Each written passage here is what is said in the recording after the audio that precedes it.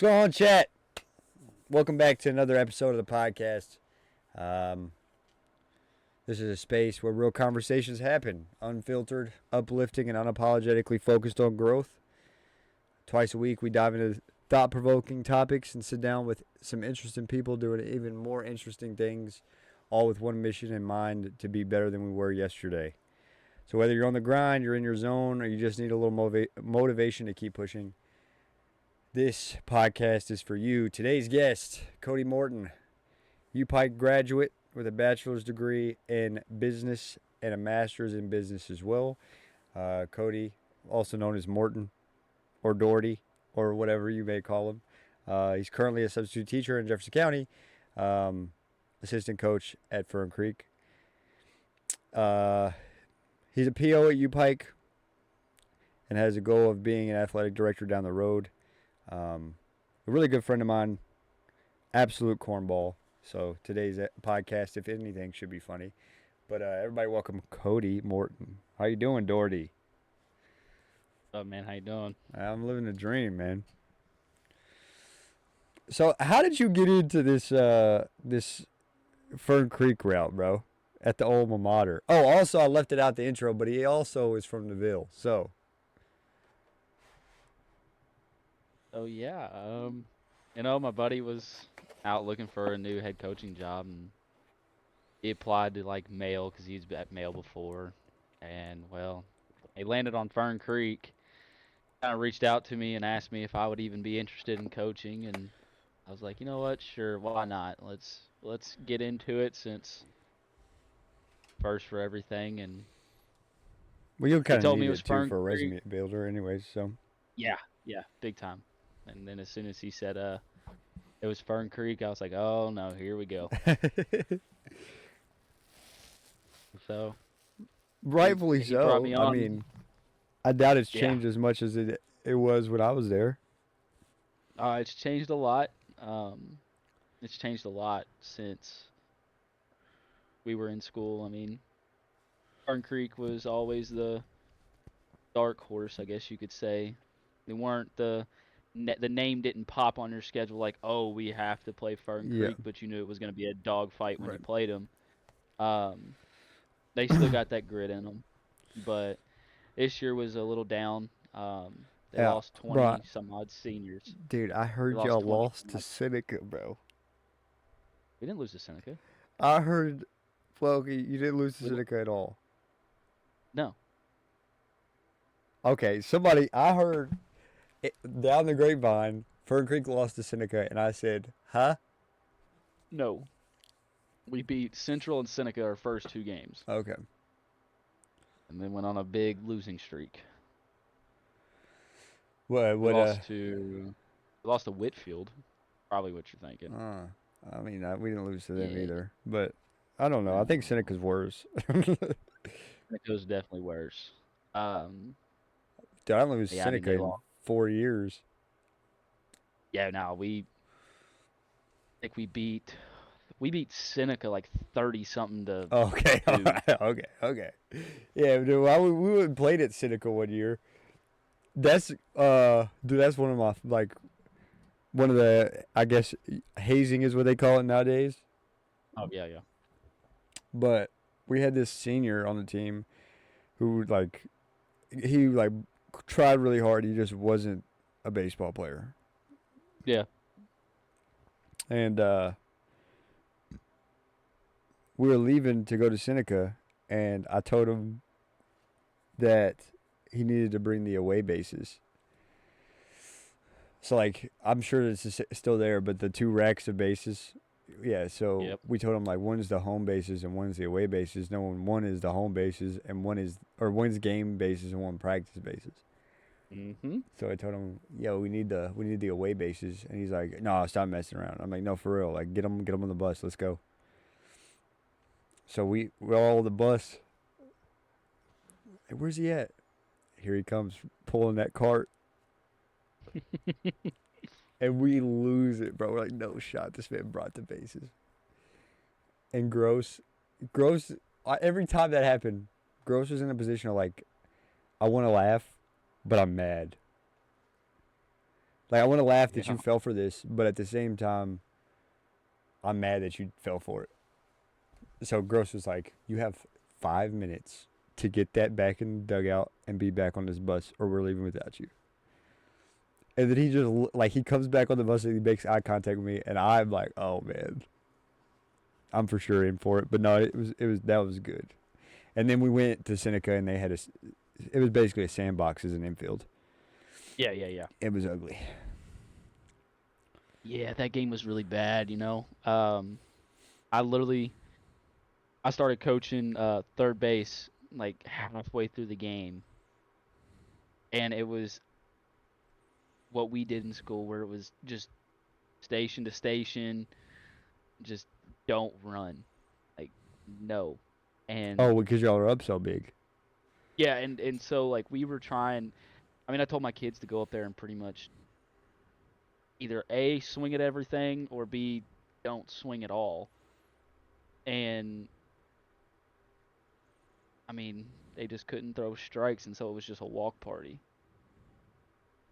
And then I couldn't bunt because I was like, well, they're not being able to throw the ball, so they're not going to be able to get us out if we bunt.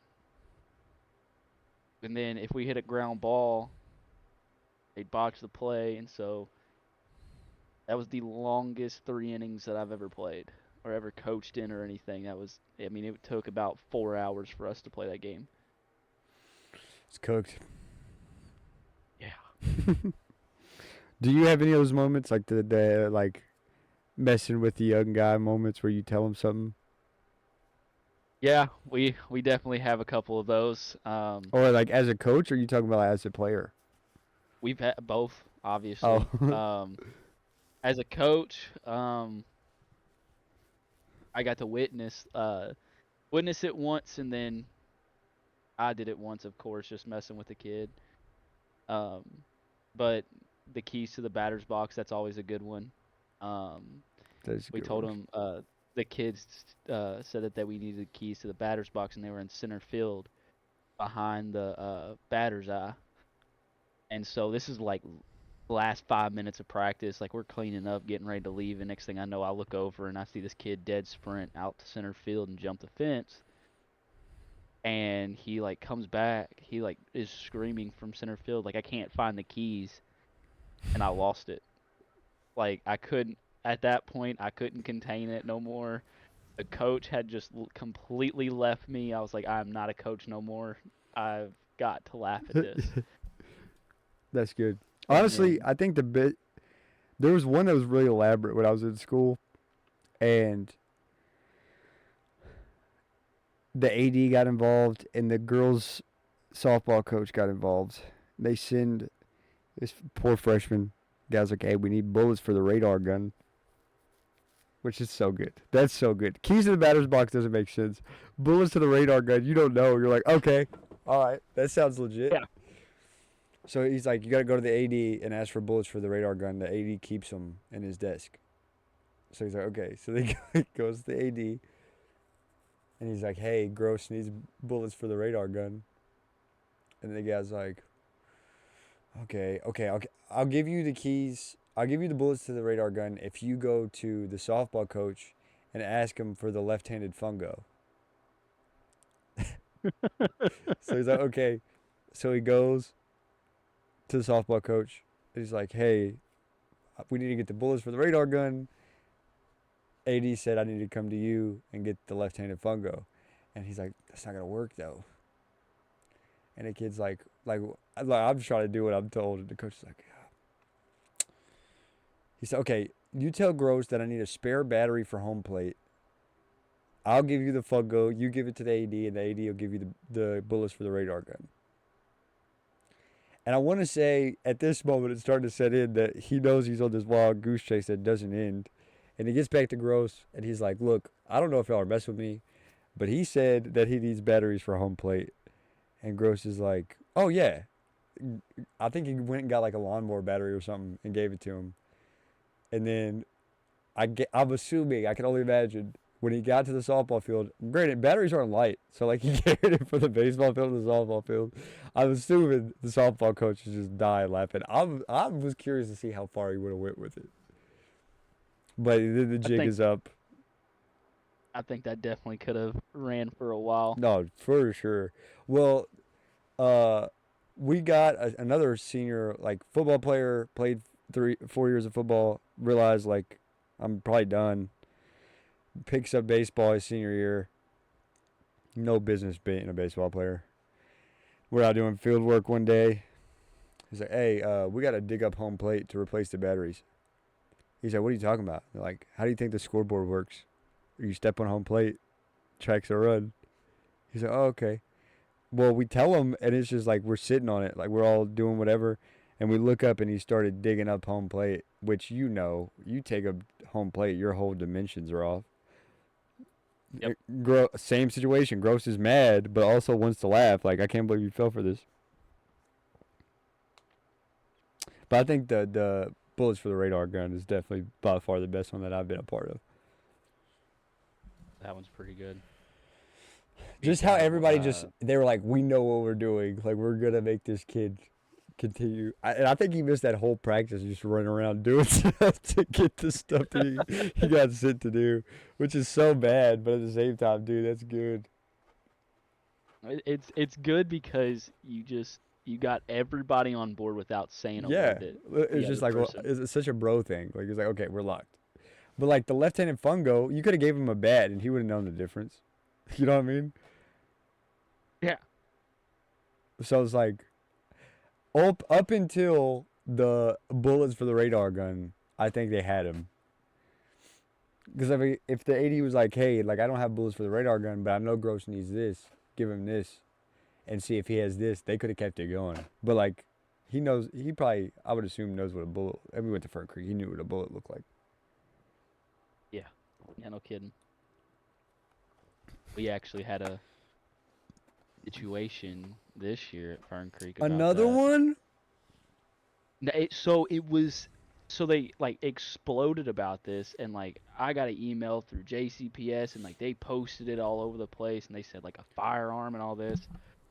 So they were in like a class, like a home ec class or whatever, and like they were building stuff, and somebody built a 3D gun, and like somehow it got out that like, oh, this guy's got a gun and whatever, and then blew up into a whole situation. And then I guess they pulled the kids in and they found it in the backpack, and it's a 3D printed gun. Obviously, there's nothing to it, and like those kids, I guess got suspended or whatever, and it was all over the place. That's wild. At least it was a Yeah, real. yeah, because we got I mean, with us being part of the baseball team, obviously our AD texted us and was like, "Hey, this is what's going." Like, had a big group chat of all the coaches and like telling us what's going on, and so we're not freaking out. And he goes, "It's a big misunderstanding, like all of this," and we're like, "Oh, okay, But cool." also, it's not. Like, you can't be making 3D printed guns in school. No, no, you can't be doing that. Yeah. But it was like they were like, "We're sorry for putting this all out there, saying that there's an actual firearm," because I guess parents were spazzing. And then when they found out that it was this, they were kind of all over the place about it. Dude, was Some that? parents were, I'm trying to think back to the shooting we had. I want to say it was freshman year, but that means my sister would have been there.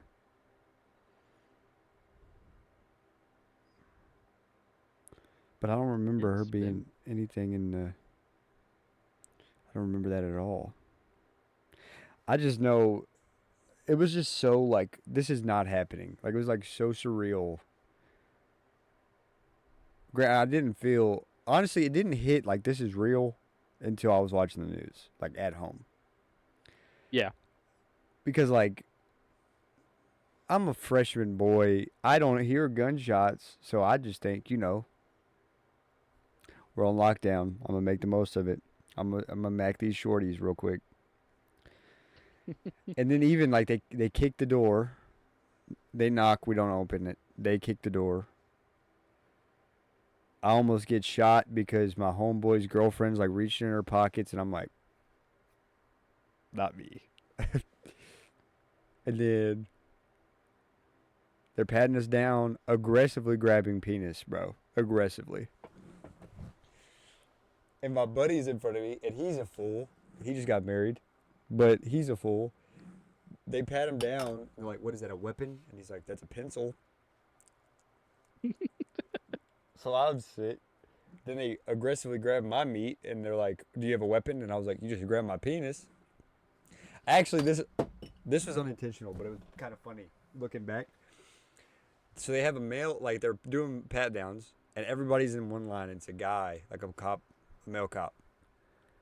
When a female cop comes in, so I'm like, cool, 2 lines. I'm going to be out of here faster. So I get in her line, and then, of course, I get ripped for being in the female line, and I'm like, okay.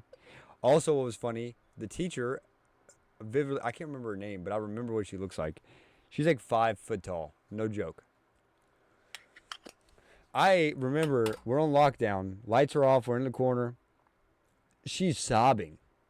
Like full-blown, uncontrollable sobbing with students. Like they're holding on to each other. Like the shooter was in the room, right? And the cops come in. They're like, where's the teacher? And she's like, I'm right here. And then the guy goes, you're the teacher? Get somebody. The principal has to come in and be like, yeah, she's the teacher. That's awesome. Because, I mean, again, uncontrollable sobbing, 5 feet tall. She doesn't look like a teacher. Yeah. Then finally get patted down. They find out I don't have a weapon. They just grab my penis really hard. We walk down the stairs. There, at this point, it still hasn't registered. This is real, bro. And there's police officers with ARs strapped on their chest standing in the hallway. And dude's like, go down the stairs and take a left. I'm following my homeboy's girl, who already almost got me shot because she was reaching in her pockets. And you know the middle, like when you come in the front door, if you go to the, like, straight, you can go out to the teacher's parking lot? Yep. So we're going down that stairwell. Well, he said go down and go to the left, okay? Go down the stairs. She went out like she was going to go out the teacher's door. Of course, run up on us, ARs drawn, like, what are you doing? She's like, I you told me to come down here. And now I'm thinking, he said go left. And you're going right, but okay. And I was like, I'm just following her, okay? And then we hit that final stretch going out, like, to pass the cafeteria. I'm literally walking like this, bro. I just start uncontrollable laughing. Like, this is not real. And even they put us in a softball field. Okay, we're talking 3,500 kids on a softball field. And they're picking us up in buses. Because this is like somewhat close to like the end of the day. Yeah. So they're like picking us up on buses and taking us to Fern Creek Park. Well, I'm like trying to get to the front. 3,500 kids. Trying to get to the front. A cop yells at me. I'm like, I'll wait. I was on the last bus out of there. Get to Fern Creek Park. It's a cluster, bro. There's people like signing kids out. And my mom's like ripping me, like, where have you been? I thought something was wrong. I was like, first of all, me and Brendan were in the same class. And you're with his grandma, and he's right there. He knows I'm fine. Secondly, I don't know what, like, kids are yelling F right in the P out the window. That was really big right at that time. It was like news reporters on the side of the street. I was like, bro, this is like unreal to me. Like, I don't even know what's going on. Well, then we get home and watch the news, and the dude, they caught him at the apartments right behind Fern Creek Park. So if he really was trying to kill people, he could have just showed up. Yeah, literally. So hopefully they got a better plan in place now. I mean, hopefully nothing ever happens, but it was not well planned out then. I mean, I don't think back then you didn't really think of that. Yeah, I mean, but it wasn't like it was the first shoot. It was the first shooting in Kentucky. Yeah. But it wasn't like it was a new thing. You know what I mean? Kids were doing it. Yeah. I mean, ultimately, it comes down to like the same reason like I everyday carry. I'd much rather have it and not need it than need it and not have it.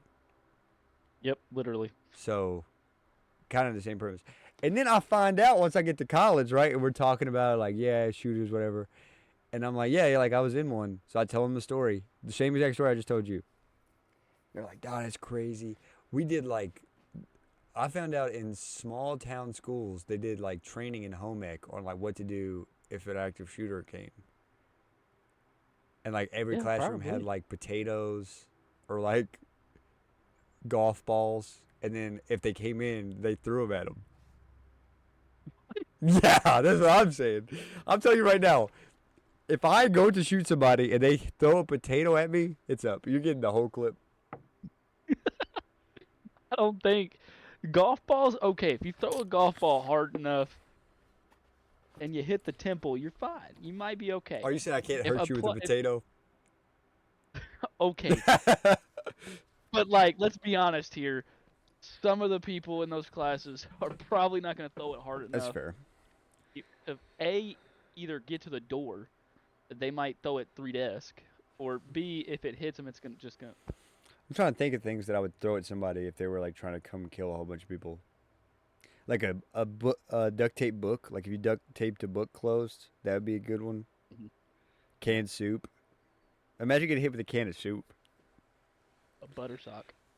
Yeah, everybody just has a butter sock. They beat them. I would just like Home Alone it. Like set a tripwire with marbles. Dude comes in, falls. You can Yeah, place to the ceiling. paint can on the ceiling. Just Home Alone it, bro. I seen one. Yeah, you're There's like fine. I think it's in Texas.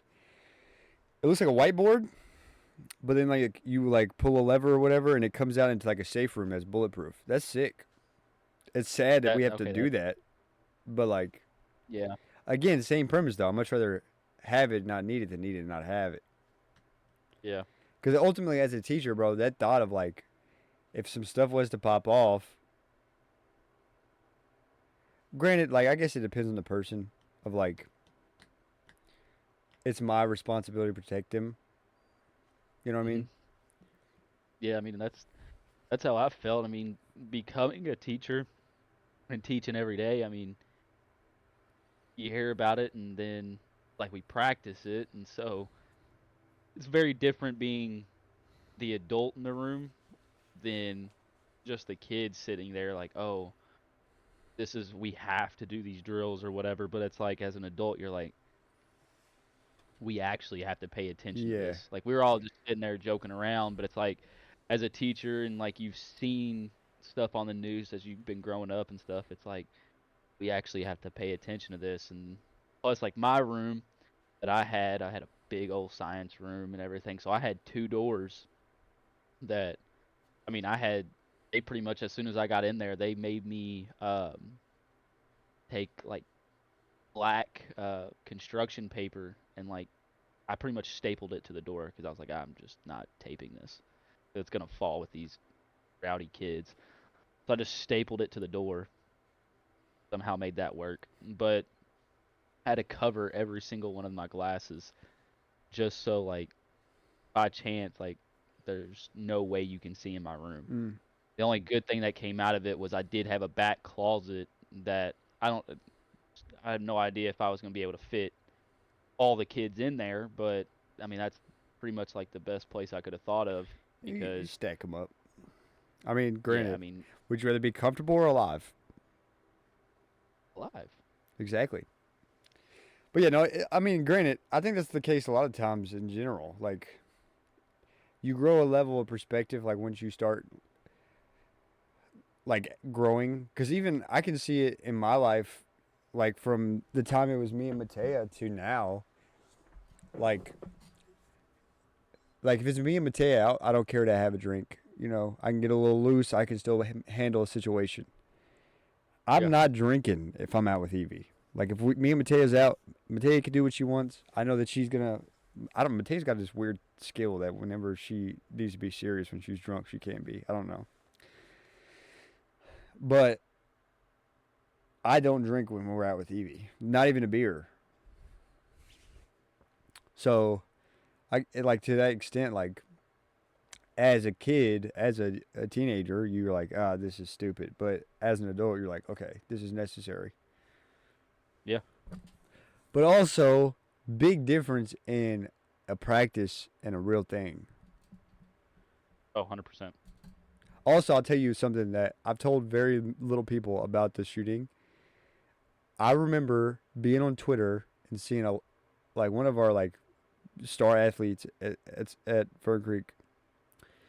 He tweeted, "We're on lockdown, no Richard Sherman," and that was when Richard Sherman was real big, right? So it made me laugh. That was hilarious.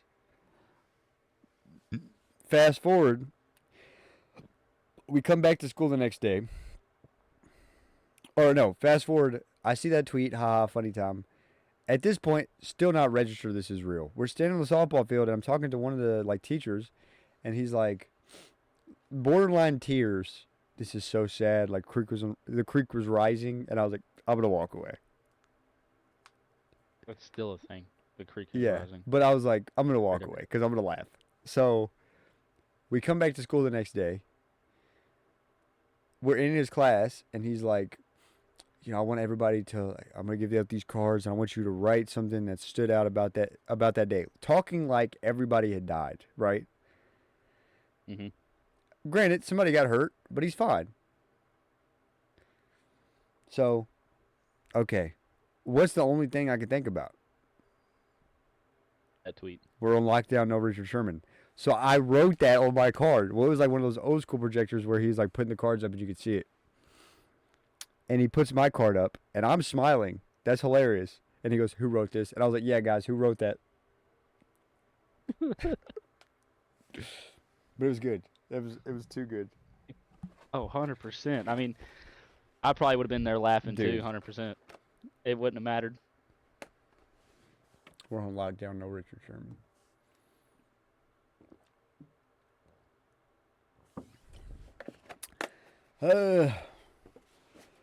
All right, let's talk about this then. Keep the good vibes rolling.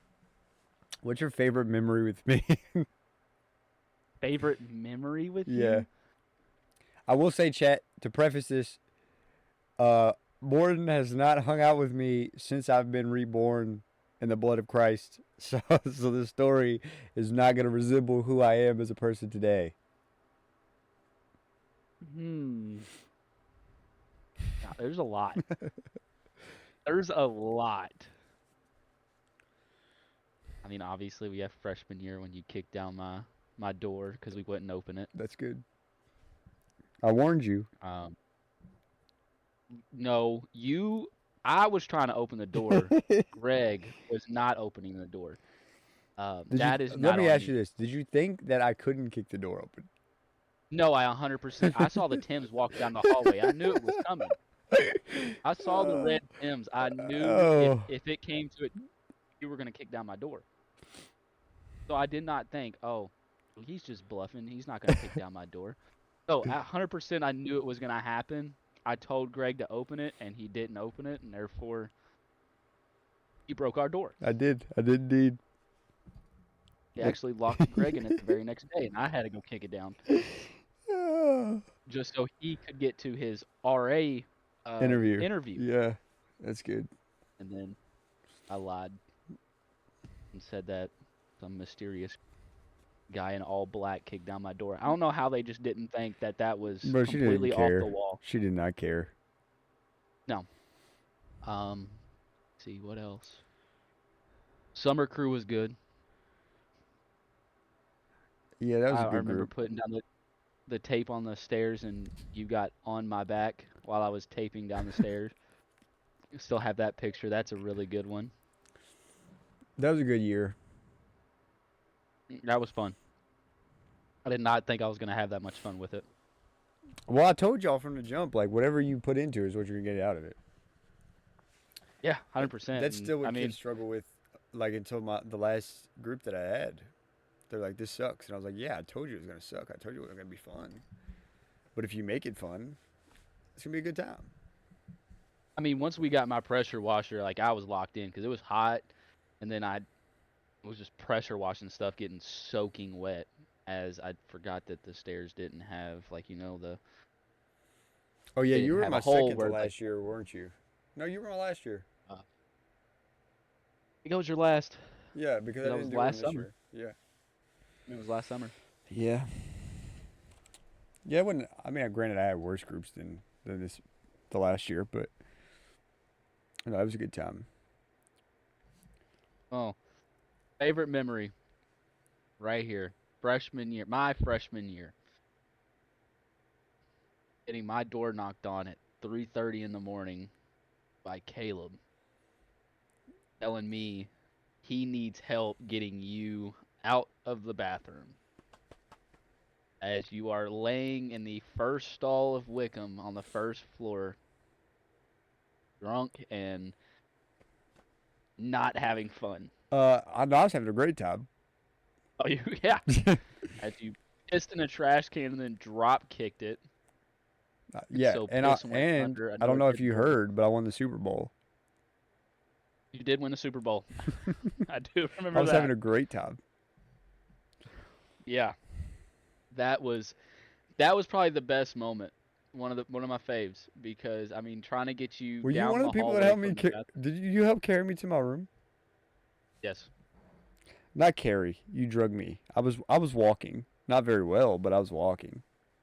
You were walking and we thought we had you good, like you were gonna stay with us and everything, and then we turned the corner after you had pissed in this trash can 3 hours earlier, I guess, and then you all of a sudden had a burst of energy and left us and went and drop kicked the trash can,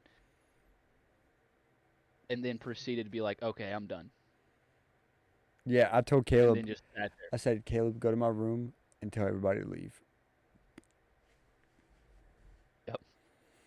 I'm And then going to here I bed. come. Yeah. Yep. Took you straight in, popped you on the bed, Got naked. and I was like, "All right, leave me alone. I'm going back to bed." Mm. Oh Gosh. man.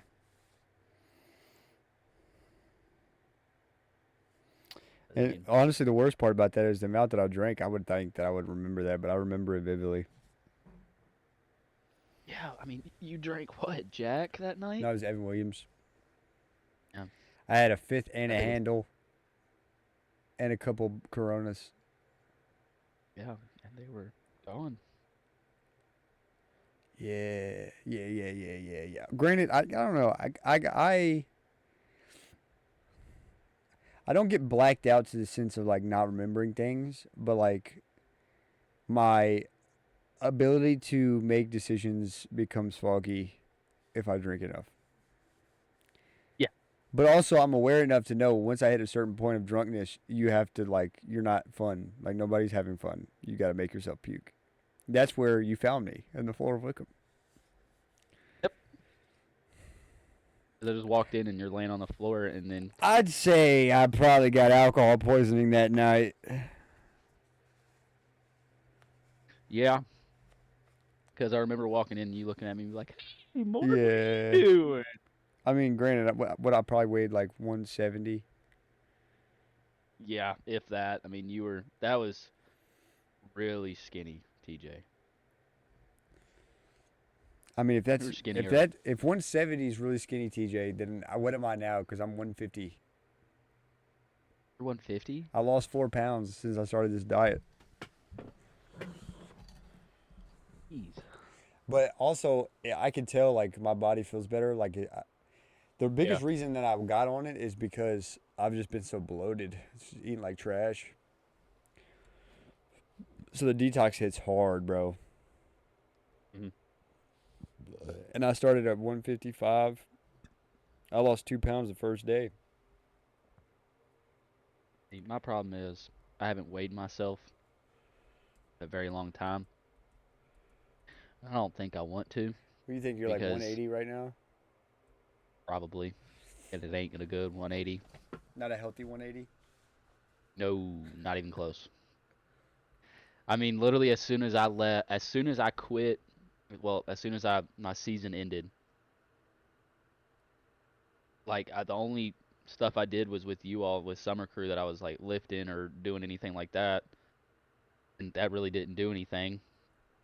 And then basically, when I came home, I was like, my body hurts. Let me just rest and chill for a while. And obviously, sitting and chilling has consumed it because I really found out about Tuesday that I'm I need to get myself back in shape because played in my first baseball game and that was Are you pitching? a rough experience. I did. I actually started left field the other night, and first at bat, I didn't take the bat off my shoulders because I didn't see anything in the strike zone. Got 4 pitch walk. Then started pitching. I mean, took some Advil and don't do this at home, kids. Took some Advil and then obviously it's a old man's league, so there may or may not have been some brewskis going around on the baseball field. Um, so I was like sitting there and having a good time. I had biofreeze on the arm. I was like, oh, it feels great. Through whatever and in my next AB, I came up and this guy was throwing little meatball floaters and so obviously, as me as played baseball for my entire life, you see a little meatball floater right down the middle, your eyes light up like the 4th of July, and I took the biggest daddy hack of my life and swung and missed, and so all that just nothing hit, and well, my back said we're not supposed to do that anymore. Um, and somehow I rolled over a ground ball, and yet still somehow I'm still fast, still got a little of it in me. Beat it out to first. Um, but I threw 4 innings, no hits, no runs, 7 strikeouts. Put up better numbers than you were in college. Oh, 100%. I was feeling it. That was the first time my grandma was at the game and she was like, "That's the first time I saw you like have fun on the mound." I was like, "Yeah." I was like, "Because I literally don't care." Because there's beer I was like, involved. "I'm not that."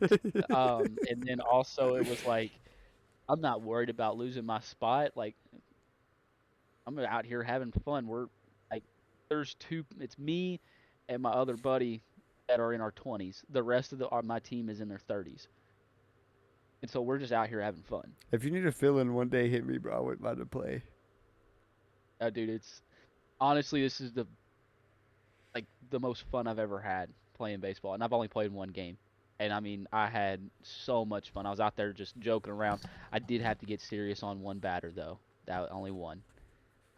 He was like they said he was some big hot shot or whatever, and they were like hyping this kid up, and I was like, okay.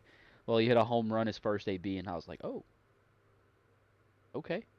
Next AB, he flicked his wrist and it went to the wall, and I was like, oh, all right. So this kid's got something. So then when I was pitching, I had to face him and I had to lock in for a second because I was not going to let this dude hit off me. He was not hitting a bomb. I was not giving one up my first outing. Was not happening. And yeah, I had to blow a fastball.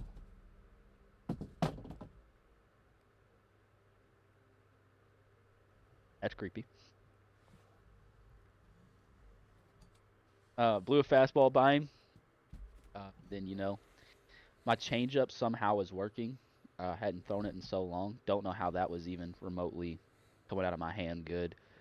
And then I had to stun him on a fastball right down the middle. That was the best part. Is throwing a fastball and reaching in the tank one more time, just to throw this pitch as hard as I could, and I am feeling every bit of that pitch today. Yesterday I was like, okay, like pain's not bad, like it's sore, but it's nothing bad. I woke up this morning and I have not been able to lift my arm above my head the entire day. And I got a game on Saturday, so we better start locking in. Yeah. Now I'm not pitching on Saturday. I told them they asked me if I can come back. I said no. Said I can come back next Tuesday, but I need a full week Saturday is recovery. not Saturday is not an option right now. I was like, you're gonna have to wait, give me a couple games that I can throw and get my arm back to okay. We're doing this again, so it has to recoup itself quicker. But Where do y'all play? we play at Skyview and Thurman Hutchins. Okay. They played at like KCD and different places last year, but Skyview's been about the same. And then they've added Thurman Hutchins to it, so we play in both of those areas. But I either play on like Tuesday, Saturday, Thursday, Saturday, or just like a Tuesday or just like a Saturday or a Thursday. I bet there's some old men leagues out here. But I bet they're like, Uh, they're probably freaks, bro. yeah, the league that I play in, there's the same like kind of league, ran by the same people in Lexington, and I mean, they got caught like paying players and stuff. Like that was a whole fiasco at the start of the year. Was that you can't pay players to play and everything, and I was like, whoa, there's a chance I get paid. Well, you guys are getting paid? Let me get in on this.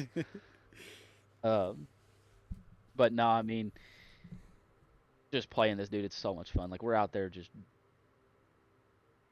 having fun, messing around, not even doing anything. I like watching that one guy that does the content of the old man leagues. Oh yeah, Yeah. What's his name? you know, you asked me, and now I have no idea, He says some crazy things. dude. He apologized. You know the little kid that dresses up like an umpire? Yeah. He's like, I'm sorry I said things like that in front of your kid. And the mom's like, trust me, he said worse. Or he's heard worse. And then he's like, what? Oh. Yeah, he's like, dude, that's crazy. Because I was saying some diabolical things. That reminds That's how it me, is. same classroom that I was in when the school shooting happened. We had a substitute one time. And these girls like that I was hanging out with were talking. And she was like, what happens if a dude comes in your butt? Like, do you just poop out the cum? And there's an What? 80-year-old substitute behind us. And the girl turns around, face gets red. She's like, oh my God, I'm so sorry. I'm so sorry. And the old lady's like, it's okay. I've done and said worse. And I said, huh? Whoa. Worse than Dude, pooping cum? have you ever seen the dude that Mr. Buford on TikTok or whatever? Mr. Buford. Yeah, it's this younger guy, and he's like he acts like a substitute teacher, and it's like this guy named Mr. Buford, and he's like supposed to be this hip guy, and he's like, you can call me Mr. Steppa. Oh, sorry, that was my street name, Mr. Buford, and like just No. absolute. It is the most funny thing I've ever seen. Like it's hilarious. I like the Tony. I think my favorite content creator right now is Tony Stovacci or whatever it is. Hmm. Dude, he's got a lot of funny things about like anime and stuff that send me every time I see it. You said Buford? Yeah, Brother, there's a reason Mr. Buford. the devil's been loud lately. Mr.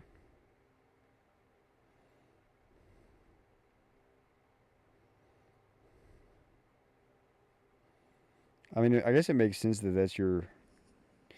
Oh, this guy. Play me some bingo. Oh, bitch boy alert. What you doing, bitch boy? Really, Mr. Buford, I'm obviously crying. Don't you get snappy with me, you little pecker fart. What? God damn. What the hell you crying for? Well, I was crying because Martha broke up with me.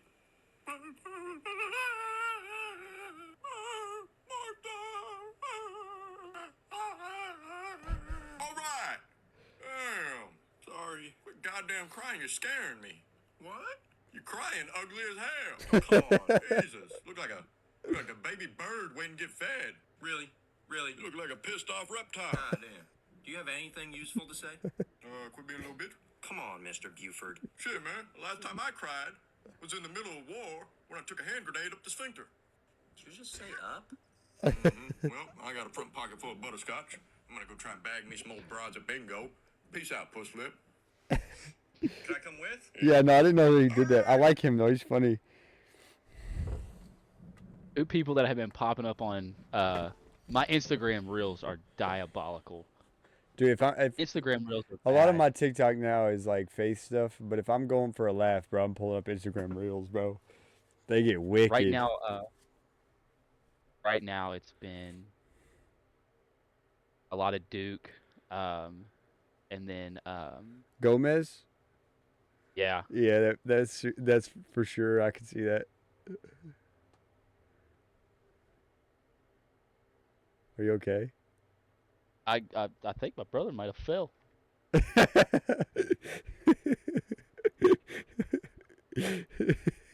Man just We're the started. only two home, and I just heard a big loud bang outside my door. Are you okay? He's fine. He'll figure it Oh out. man, that's good. And then it's like LC signage or something. It's this Asian guy. Oh yeah. And Dude, he duets videos and makes an ad out of it. yes. Oh my What gosh, about that he guy, is. the car salesman? Yeah. Yeah, yeah. It like literally the other I got day a I got Dodge stuck. Charger. I got stuck for like 45 minutes on Instagram Reels, just dying laughing, and like physical tears were rolling down my face because I was laughing so hard. Dude, those are the best when you're not expecting anything out of social media and you find like some pearls, bro, and you're just laughing. You've seen it before. I've blown up your DMs with messages like that where I just get in a rabbit hole Yep. of just funny stuff. And I'm over here I mean, I'm taking a poop, bro, just dying laughing. there's been multiple times where when I was like working inside the office and I'd go in and you're not in your office and I'm like, where's he at? And next thing I know, I'm starting to get spammed with either TikToks Yeah. or Instagram Reels, and I'm like, he's upstairs pooping. Yeah. He'll be down in a minute. I was upstairs pooping. I will say something about liking your job, you spend less time on the toilet. Yeah. I take tactical poops now. Yeah. Just in and out. I mean, oh yeah. If you love your job, you want to get back to it as fast as possible. Oh man. But yeah, no. Instagram Reels is the move for sure. If you're trying to see something funny, if you're trying to see people die, you go to TikTok or you go to X. Yeah. And then if you want to like laugh, Instagram. I don't know. Some people's been coming up on the Facebook Shorts, bro. Yeah. There's a Facebook's dude that been Trip likes. He's this curly headed blonde guy, and Trip be sending it to the group chat all the time.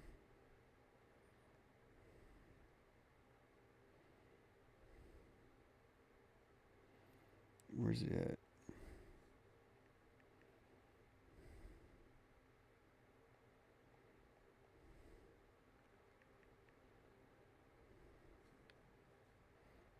Sir.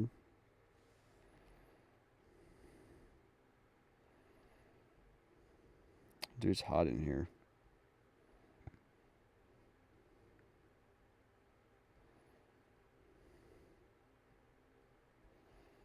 I know I got these messages. Where they at? Oh, I'm goofy. Here you go.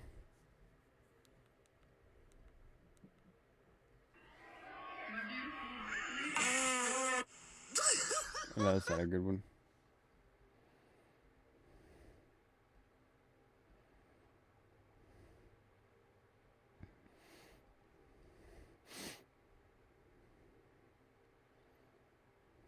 Weed, cars, grass, beer, lottery ticket, dog drinking beer, steak. This is what the group message consists of. You're not missing anything.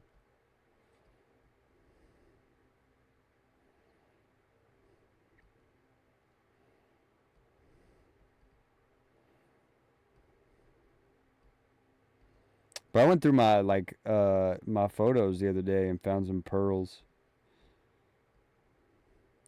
that I had saved from back in the day. That's scary. Do you see me fucking laughing, my nigga? I ain't fucking laughing. Up, you motherfucking do you see me punk ass niggas? Okay, bro, chill out.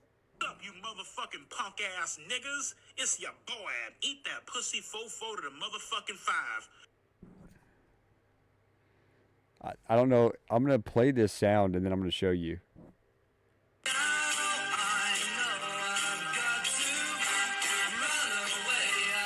Okay. I didn't even hear it. Oh.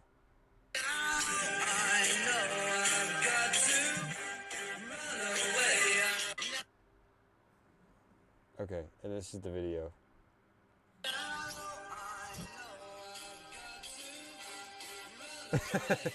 Oh, what the? Dude goes, now I know I've got to. Smacks his titties and then runs away with his cheeks out. Oh, man.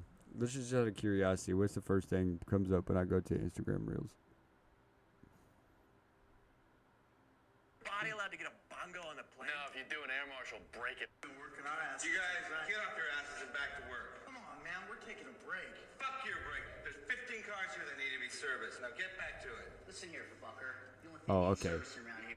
That was, I don't know why, but here recently, I've been getting, like, the acting from gay porns. Just the acting. It is so bad. My first one is LED signage. Like, have you seen the one where he's like, it's like two guys in the woods, and he's like, dude is like, here you go, here's a bottle of water, and he's drinking it really fast. He goes, easy, don't choke. And he goes, nothing going down my throat makes me choke. Oh, And the guy's like, yeah, I don't gag either. And then he's like, oh yeah, try this one for size. And then you can tell he like unzips his pants, and I'm like, yo, how did I get here? there's been multiple times where you've said, "How did you get here?" No, literally. But like, dude, I remember in high school, me and my best friend used to send each other like porns, not to like watch to beat to, but just to watch the acting and how bad they were. It was a good pastime of mine. Honestly, that's where it came. I guess in a sense it was an addiction, but I used to like take dumps and would watch porn. Like not like the sex, but just like the acting. I don't know. It was calming. It made me laugh.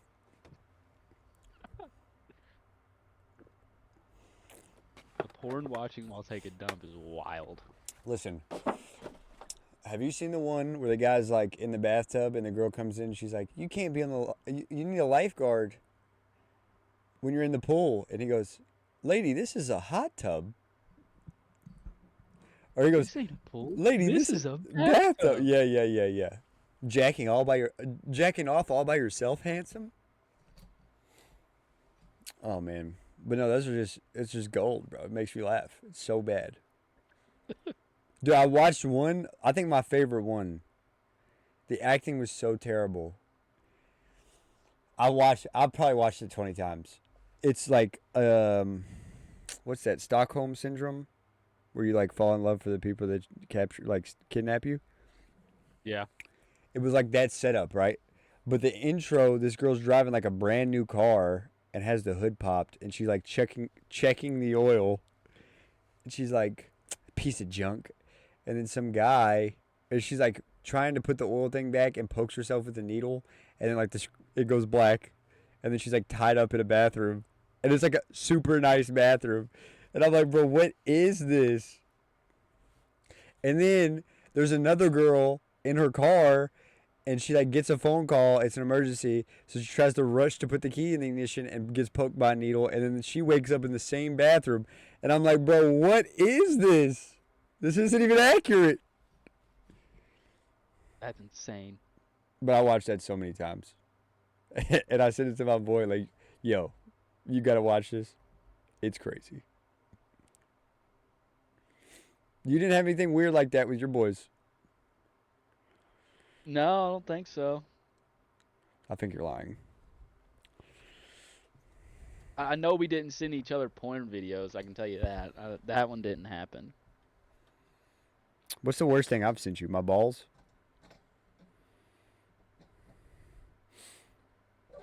Probably. All right, let's have this conversation. Would you rather your buddy send you his balls or his penis? I guess his balls. I don't want to see another man's penis. I mean, you've seen enough. Yeah. I made it seem so bad. I was just saying, like, with sports, you've seen it probably, you've had to see your Oh, fair yeah. share.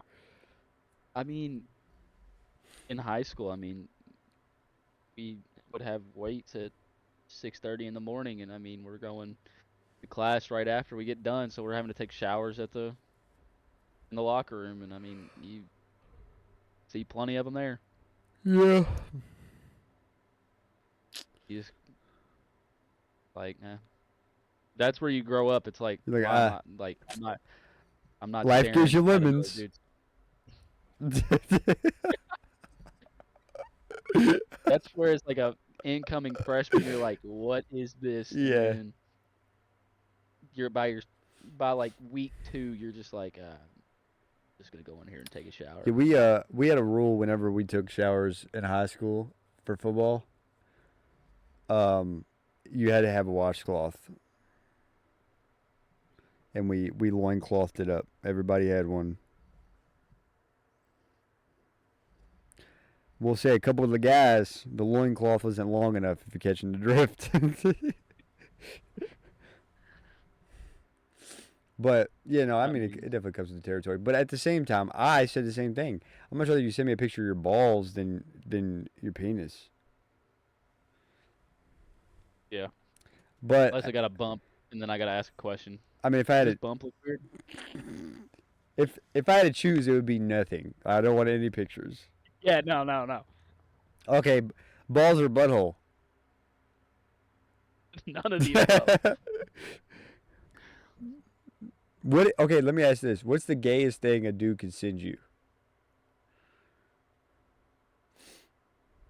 Like, what's the gayest body part a dude can send you a picture of? Probably his butthole. Yeah. Like, I'm gonna be honest with you, like, a butthole, like, why are you sending me your butt?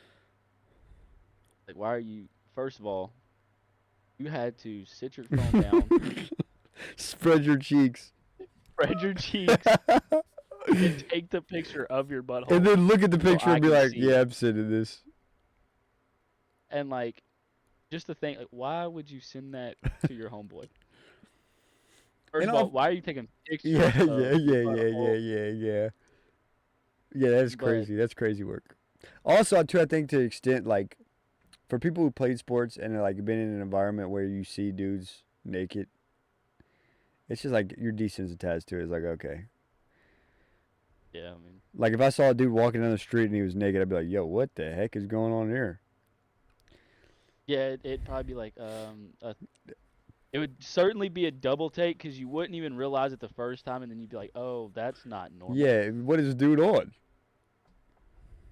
Yeah, but I mean, also, going to college in Wickham, I mean, had a couple guys that just decided to walk around the halls butt naked like nothing was going on.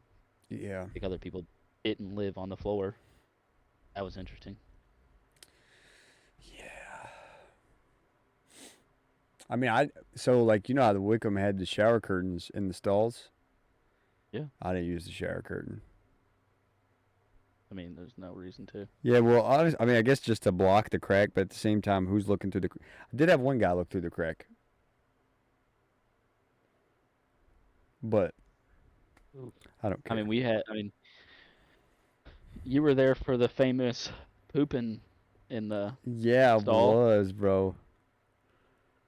It was pointy. It looked like a traffic ice cone. cream traffic cone, ice cream cone. That was just. It looked like That a was in sugar Greg's- cone. Literally. That was in Greg's shop. I was in Greg's. It was Greg's fault. Why did he do that?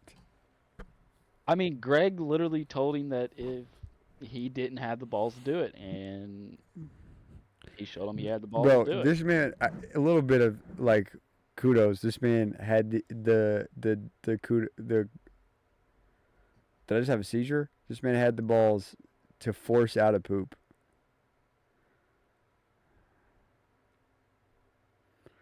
Also, crazy that was the shape that came out. Diabolical. But he got it out. Yeah, don't. And the fact that we're standing there watching it, just like Yeah, this is yeah. actually happening. Well, see, in all But fairness, fir- we couldn't see anything. We just saw him crawl out of the stall, and then we saw his feet. And then we Yeah, saw the and turd then- drop. And then he's like, oh, it smells bad. And Greg's gagging.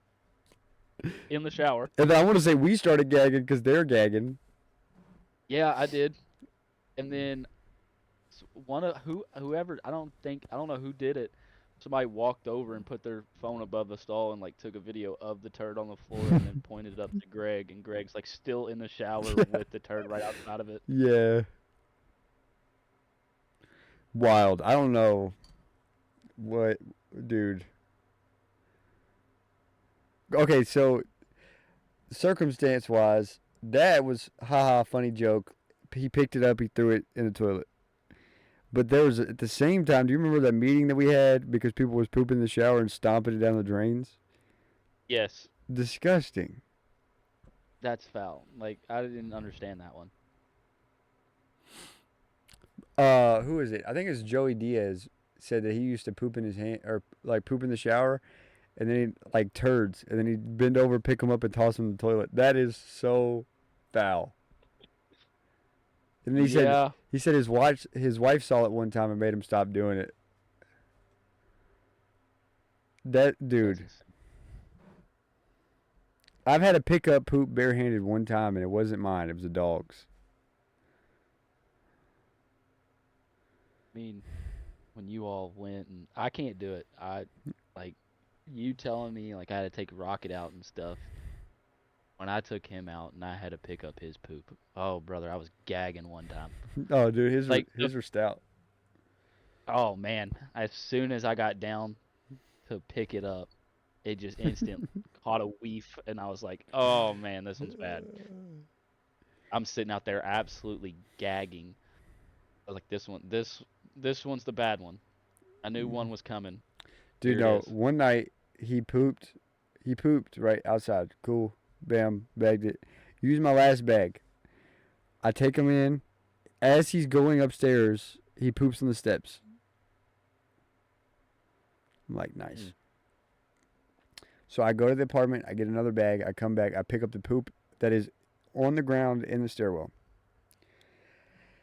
I have it in the bag, and then he poops again on the sidewalk going back outside. So I'm like trying to pick it up with this bag that is full of poop. Like it's so much poop in this bag. And like I touch it and like with my bare hands and I'm like, dude. And then I'm like struggling to get in the bag and I'm like, screw it. Picked it up barehanded. I was so mad. Oh, the time that he couldn't make it outside before he peed, and he peed so much.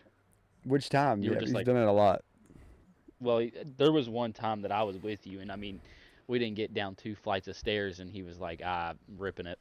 And then me and you just sat there, and we were like, it's still going. It's I will still say, going. one of the clutch things, I almost stole some from Walmart. Mateo got mad at me. They have these like little rectangles that they use for like spills, and you like throw it down on the spill and it sucks it all up. That's clutch. I had a couple of those when Q worked at Walmart, and they were fire. I would use those if he had an accident. Apparently, there's this new stuff out. I don't know. You might be too young. When I was a kid in elementary school, they had this powder that if a kid threw up, they like sprinkle on it, and Yep. they're like, yeah, They still have it. okay. Well, Kroger has this stuff. It's like jelly, like it's like a gel powder, and you Yeah. put it on top of like or it's just powder, I think. But you put it on like a spill, and it'll like harden into a gel, and then you sweep it up. Huh. So I was standing in Yeah, line yesterday actually to get groceries. This old lady dropped Jones soda, and it literally hit the ground and just the cap shot off, and it went everywhere. And I was wearing my new sponsor hoodie. We're not going to say who the sponsor was, but I was real nervous. It got on me. And then they came over and sprinkled that stuff on there and swept it up. Granted, I don't think it helps with the stickiness. Like, you'll have to mop after that. But Yeah. now we have Yeah, carpet. He goes out plenty now. He's good. His biggest thing now is he So- pees on stuff he shouldn't pee on. My grill, Evie's playset. But this man, I went out to make dinner, took the cover off the grill, put it on the ground. I look over, this man's hiked his leg peeing on it. I'm like, are you serious right now? He needs to get busy hunting these moles that I have because they're really irritating me. and they're hard to Something get we'll rid take of. care of. Well, he's We'll caught a figure it out. couple at Matea's parents' house, but he needs to do it at my house. Granted, I don't think they're staying under my yard. I think they're like bouncing around the neighbors in the back. Yeah. But I found out I had them, and I saw like dirt mounds, and I was like, "What is this?" And I'm stepping on them, and as I'm stepping on them, I feel movement under my foot, and I was like, "Huh, I have a mole." So, He gets a hold of it, he's gonna mess that thing oh up. no, he did, and he dropped it off at Matea's dad's door, like, "Here you go," and it was like wet. Matt said he found it. It was like wet. So it was the size of a baby kitten. That's a big mole. It's a big mole. And then I saw somebody posted on their Snapchat of the dead one, and it was like, "It won't be missed." And I was like, "Bro, what are you doing to kill these things? Because I'm about to resort to mag dumping my ground." If he can dodge a 40, he deserves it. I mean, we have a little pellet gun, and I mean, at the old house, I staked out one night and shot one. A mole? Yeah, They don't come popped up. it. He did. He stuck his little head out the hole, and it didn't last very long. Oh. I heard somebody they dig a hole and put like one of those paint cups in it full of water, Mm. and they'll like dig and fall in it and drown. There's that, and then there's something it's like you put like bubble gum or something in the ground. That's a like groundhog. double bubble. Oh, that too. Yeah. But they make That like these sucks. pellets like cones, and you like stick the cone in the ground and shake it, and then the poison goes in the ground. Yeah. That's what Matt's resorted to. I've heard like some people use these like it's like a light, like those like solar lights that you use on sidewalks. Yeah. It's like those, but you put them in the ground, and every so often they like put out vibrations, and the moles don't like it. I got told that those don't work. So I guess I'm just gonna get some poison, and we're gonna start getting busy on trying to kill some of them. Because honestly, they're not bad right now, but like you could tell that they've been going crazy in my yard. Yeah. And then coyotes, I'm ready to smoke a coyote the second I see one. And I've already called. I called animal control the day after Matea did, and they were like, "Yeah, no, it's probably just a dog." And I was like, "Okay." So I called the sheriff's department. I'm like, "Hey, Pete, this is where I live. I got coyotes. I got a kid. I got a dog. We called animal control. They didn't want to do anything about it." They're like, "Okay. Well, we could put in a word to like Fish and Wildlife." And I was like, "Look, I have the means of taking care of it myself. I just don't, I wanted to be like respectful." And he was like, "Oh yeah, definitely do that." And I was like, "Cool. That's all I needed to hear." I said, he was like, "Yeah, just be aware, like anything you hit that's not the coyote, like you're responsible for." And I was like, "Yeah, like gun safety. I get it." And he was like, "Yeah, you have a horse farm with $1 million horses down the street. So like, be aware if you kill a horse, like that's your responsibility." And I'm thinking, okay, coyotes are in my backyard this way, and the horses are this direction. If I shoot a horse, I need to get my guns taken away. Yeah, Yeah. So I'm like plotting. I'm like, okay, well, how am I gonna get a coyote? Like, whatever. Because you can kill them year round. There's not a law against it. The only issue to run to is like the city, like firing a gun in city limits. Mhm. Hence why I called the sheriff's department. Granted, he was like, "Yeah, take care of it." So I'm like plotting, and I'm like, okay, well, there's a main road through those trees. And granted, I think a bullet would get stopped before, but I don't want to risk it. I think best case scenario, I get on the roof of my garage and shoot everything at a downward angle and just lay down some hate on some coyotes. Get like think it'd be a good. distressed rabbit noise maker and put it back there and let them come over and just bow, bow. Yeah, that would work. Or I get my True. buddy Jake out here and he brings his bow and arrow. Oh yeah. Granted, though, if I'm using an AR, it's gonna be taken care of, especially 5.56. Like I'm putting it down. On top of the garage, he's gonna have to shoot over a fence, so we're gonna have to make the distance further so that he can aim over the fence without hitting the fence. So he's got to be locked in for like 50 yards. I think I might trust a 5.56. I'm thinking the same thing, brother. That fence ain't stopping my 5.56. See, because like the thing is, I trust Rocket to kill one coyote, but there's multiple, and I think once you add Yeah. another one to the mix, I think it might be I don't like his a little odds. bit. Yeah. Like his odds against one. He definitely could mess up one. I have a fat raccoon. I caught him one night. It's right after we moved in. Mateo got rid of a whole bunch of candy. She didn't put the bag in the trash can, and I came out and he was eating Twixes. And this raccoon, bro, I'm talking this big around. And I come out my back door and the light comes on and we're just making eye contact. And he's like, "Are you gonna go back inside?" And I was like, "Ooh, boy, you lucky I ain't got it on me. I'd have smoked you right here." Granted, raccoons are chill. Yeah, they don't do much. I mean, Rocket have a would definitely couple. mess up a raccoon. Yeah. And a possum. Dude, skunks are so bad here. Yeah, I mean, only thing we've got around here is we got raccoons a lot. They run around here all the time.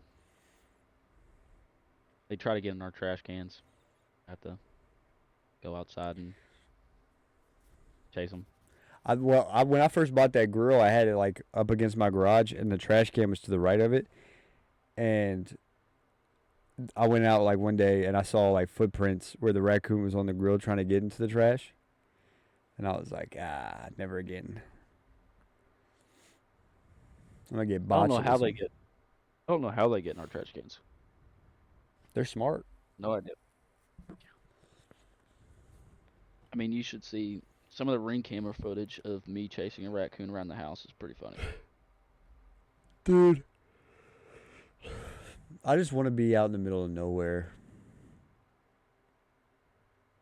Like I am, but I'm not. Like I live in a neighborhood, but I want to have like a just big old piece of property. Nobody bothers me. I do whatever I want. Yep.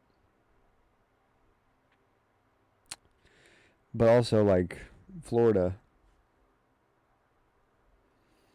like there's nothing out there. Snakes. Anacondas is about it. Iguanas. Yeah. I can hunt iguanas $25 a tail down there. Hmm.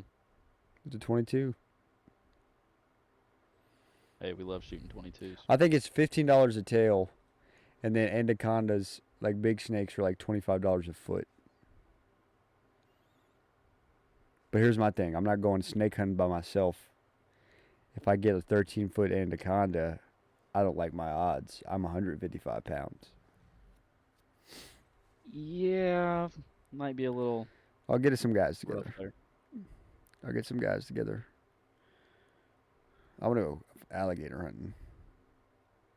I do want to do that. I want to do that too. Finally, after going out and actually hunting for the first time, yeah, I've kind of set in stone on keep it coming.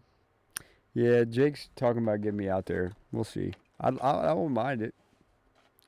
Dude, it's so peaceful. Like I didn't realize like how peaceful it was. Like so we've got my buddy's got property down at Ruff, and I mean we're going down there and we were in the tree stand by 3, and I mean watching the sun come up and you just hear birds chirping and it's dead silent. It's like it was amazing. Nobody can bother you.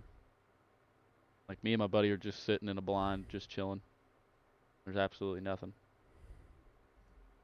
And then shot my buck. That was the worst time of my life. Why? Dragging that thing up a hill. I gutted it and everything down there. And then tied a rope to it and wore it as a backpack. Started dragging him up a hill. And you gotta think, I'm carrying my bag with all my stuff in it, my rifle, with the deer strapped to me up a hill. And that hill was dead straight up. and he was not one to move. And it came Yeah, came to a point where he I was was like, dead. yeah, it was dead weight, dead weight. I called my buddy and I was like, hey, I need you to come help a brother out. I was like, I can't get this thing up the freaking hill.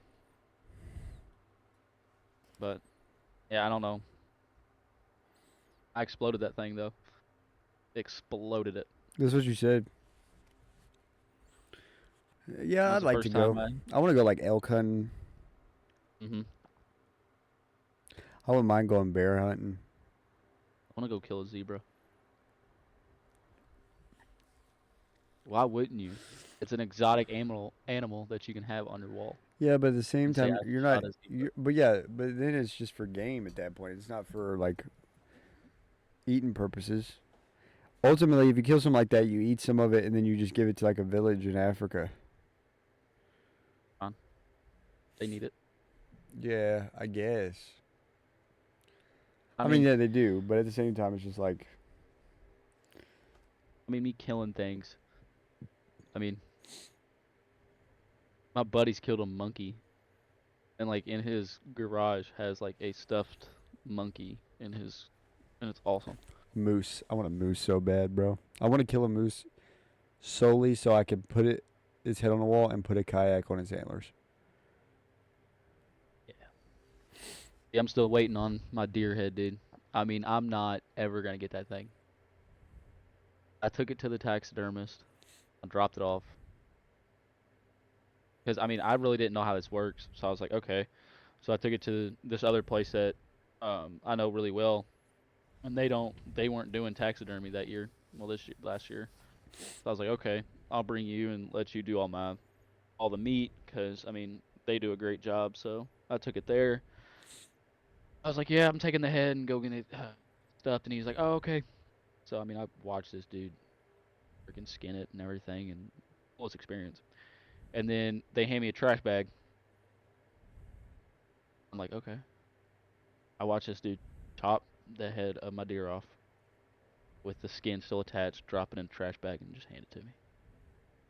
I was like, I'm just sitting there holding the antler in a trash bag. I'm like, oh, okay. I'm still waiting on my ticket so I can say that I've done all this.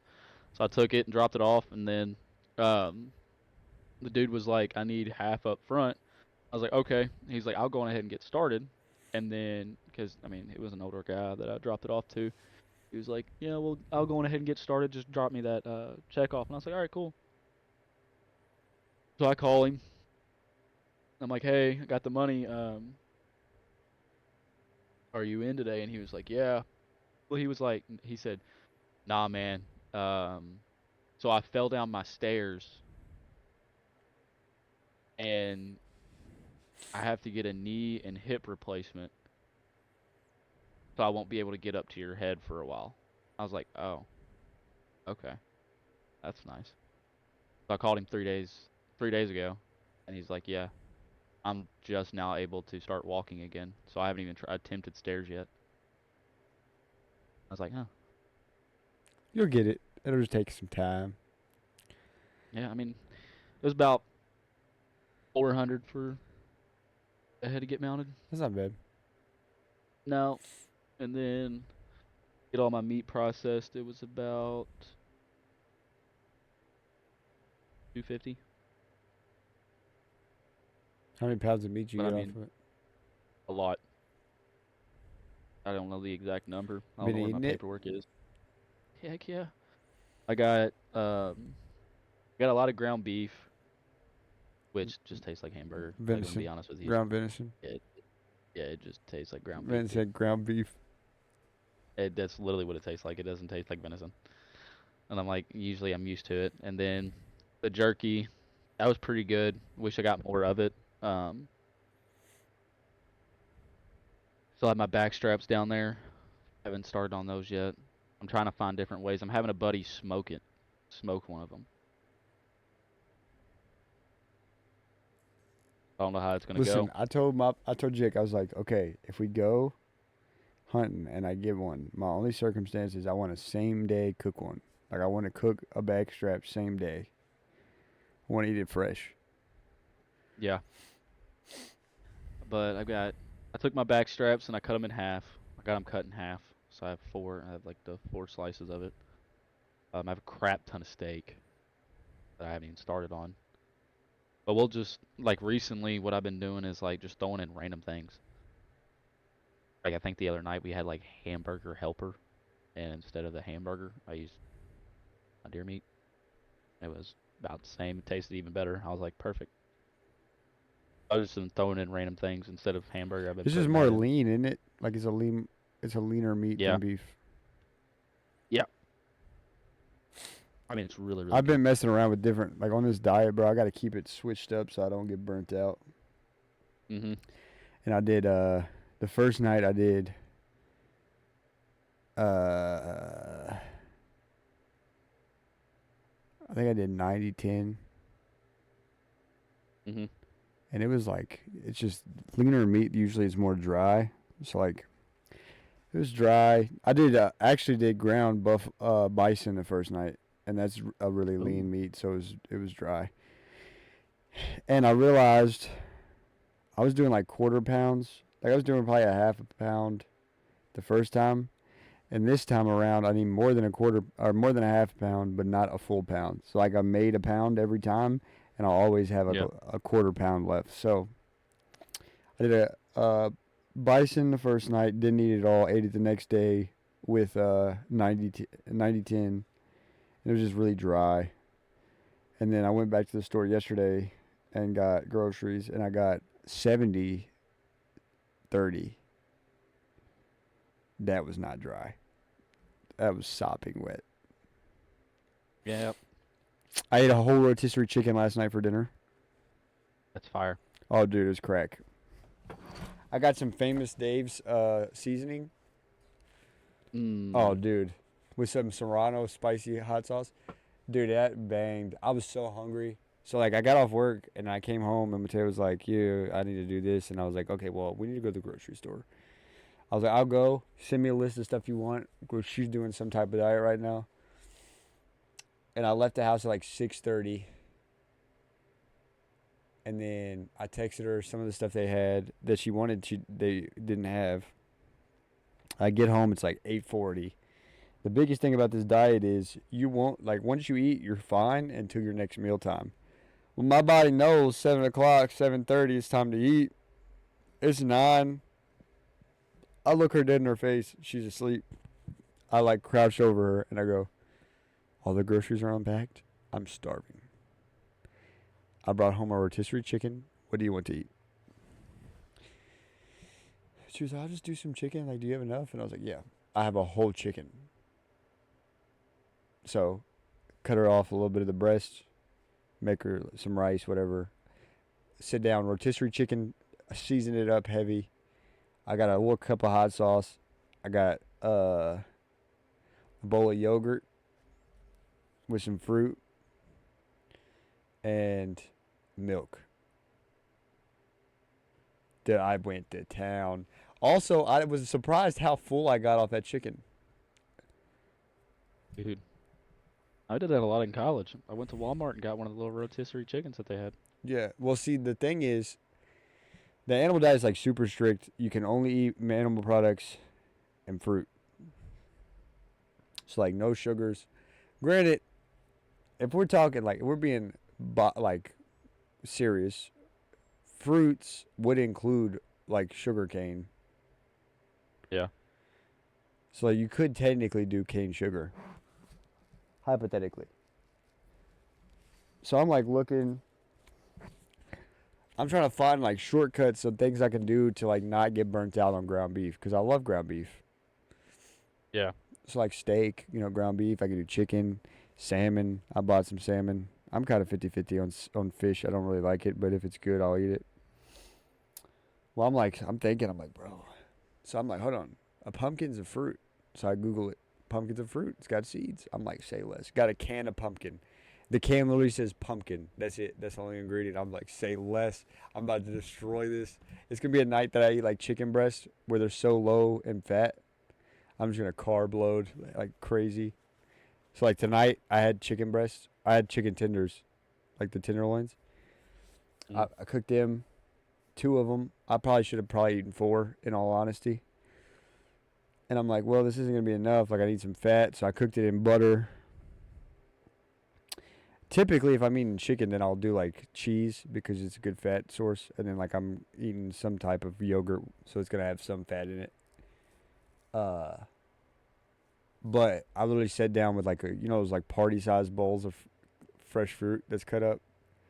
Yeah. Dude, I literally loaded it up in honey, and I sat down and was eating this fruit straight out the bowl. Oh, dude, it was smashed. Yeah. And then, what did I eat for lunch today? Honestly, ground beef and eggs is just a vibe, bro. I don't know what it is, but I've been doing. Sometimes I'll like do scrambled eggs, like I'll mix them in with the beef, and sometimes I'll do a fried egg on top.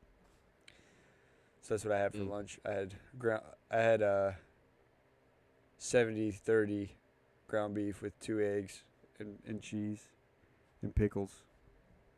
Sounds gas. Oh, dude, it's like a decomposed hamburger. I got some beef bacon. Have you tried it? Beef bacon? Yeah. No. Okay. Can't say that I So I'm a big bacon person. The biggest kicker about bacon is I don't like pork that much. I like pork in the sense of bacon, but it's not the healthiest for you. Like, it's probably one of the worst meats you could eat. Yeah. So, like, bacon's really the only pork that I eat year-round. I'll have, like, a pork chop once a year. Well, my sister's like, have you tried beef bacon? And I'm like, say what now? She's like, yeah, they make beef bacon. So she asked me, she was up here not too long ago for Memorial Day. She's like, have you tried it? And I was like, no, I can't find it. She's like, Kroger has their own brand coming out. And I was like, say less. So I was walking through the bacon aisle yesterday, and I saw it, and I was like, you're coming home with me. Yeah. I'll try it, and I'll let you know. But she said you can't tell a difference. It tastes just like bacon. Huh. But it's beef. Sounds like fire. Dude, what else did I buy? I bought like a chicken tenderloin. Because honestly, when I was in high school, bro, we used to burn up those pork tenderloins, like the ones that are like pre-seasoned. Yeah. We used to tear those things up. But again, don't eat pork. So I was like walking through and I saw it and I was like, ooh, chicken tenderloin. I'm going to throw that thing in a crock pot with some water, season it up, let it sit all day, come home and just mess it up, dude. And then Sounds about Matea's right. like doing like low, like just calorie deficit, light fats. Mm-hmm. She was going to do keto, which I was like, you're trying to lose weight. Like, you could probably lose weight, but you have to watch calories. Like, it's going to be way more strict because you're eating so much fat. Like, keto is fat heavy. Yeah. But she was like, well, I could eat, like, rice on keto. And I was like, no, you can't. Sure can't. So she was like, okay, I'm just going to change it, and I'm just going to do this diet that some TikTok girl does. And I was like, okay. She got, like, protein pasta and all this stuff. And I'm like, rock out, brother. I'm going to sit over here and eat my meat, my yogurt. I've allowed myself a couple things. So, like, Nick's doing it with me, and Nick's been eating, like, barbecue chicken. Mm-hmm. Really can't eat barbecue sauce, but, you know, whatever. Moderation, you know? So Yeah, I was mean, like, you gotta... you know, I got that drink, you know what I'm talking about. Yep. Tearing those up in the mornings instead of coffee. That's one of my things. But no sugar, no calories, so. And then what was the other one?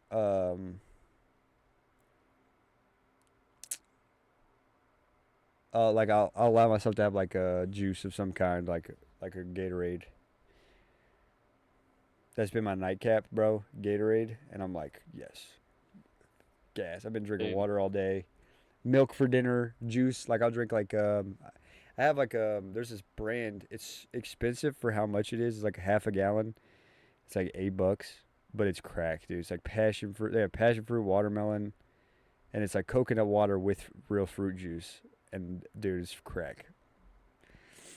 I almost allowed myself chocolate milk, and I was like, nah. I'll go Gatorade, you know, get my electrolytes back up, even though I'm eating an insane amount of fruit. And then, Love a good Gatorade. bro, literally, it's the mix, bro. Gatorade just slaps. Bro, I'm doing the Gatorade mix in the squeeze bottle. It doesn't get better than that. No, Yeah. it doesn't. No, It doesn't get better than that. the And I got squeeze like bottle's some. always better. Oh, bro, and it's like the sideline squeeze bottle. Like I ain't talking the squeeze bottle nipple top. I'm talking squeeze bottle. I'm in the game. Get your head in the game. EA Sports type of vibe. Yes. Heat. Also, I like it because if Evie is like trying to get some, like she wants some, I can just put the bottle to her mouth and she'll suck on it like a regular bottle and doesn't get anything. She's like, okay, I don't want it. But when Daddy takes a drink, he hits one of them.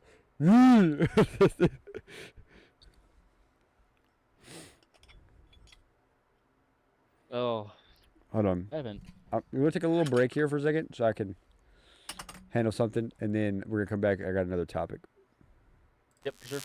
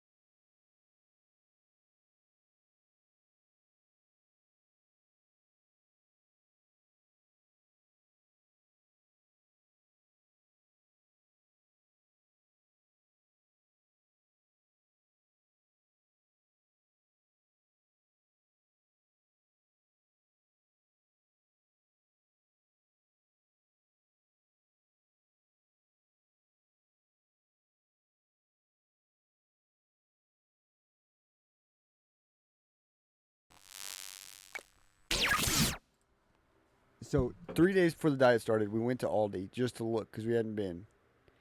Mm-hmm. And that's where a lot of time I went growing up because it was so cheap and we were poor. So like we get some stuff, nothing crazy. Well, I see the 7-Up cake and I'm like, that looks like it bangs. Let me hop on that. I'm like, 3 days, I could kill this cake in 3 days. I ate like a quarter of it.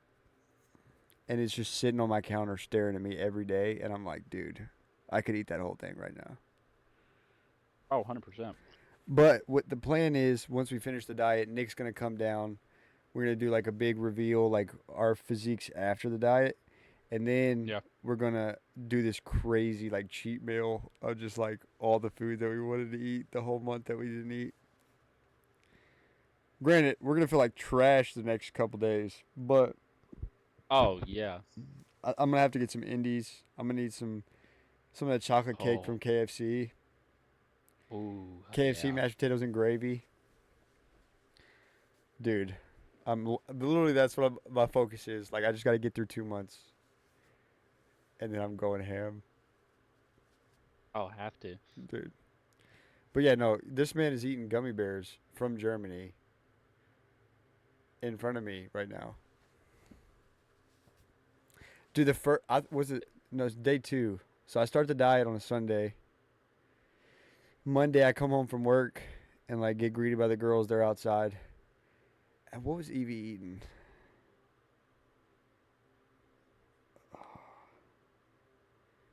She was eating like a chip or something, bro. What was it? Something I can't have, right? And it was so cute. She came up to me and she like puts it in my mouth. And I like start to chew it. And I'm like, oh, I can't eat this. I was like, thank you, baby.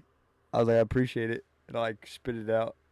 And I was like, dude, I could have just swallowed it. We could have just called it a day.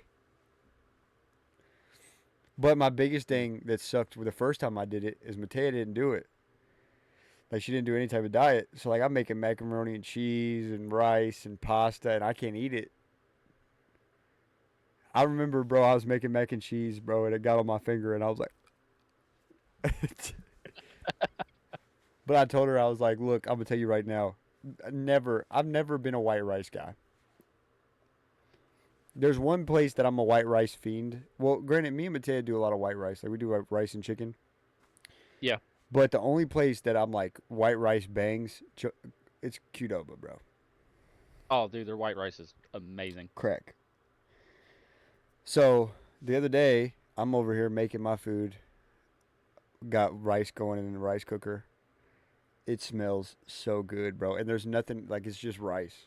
And I'm like, yeah, no, it's chopped. I told Mateo, I was like, if you want rice this month, you're going to have to cook it yourself. I can't do it. But I will say, it's the biggest thing is like, it's a mental thing. Like, I don't need it. I want it, but I don't need it. Yeah. And the first time, like, when I went in to, like, get ready for the diet, I threw out all the temptation, so I didn't have it there. The only temptation I would get is around meal times, which made it seem like it was worse. But now it's, like, constant, bro. I'll go to the grocery store. I'm walking past cakes, candy. I'm a big candy guy. And now it's like, okay, no, it's let's lock it in. You don't need it. You just want it. Kind of like the same premise. Like you're not hungry. You're just bored.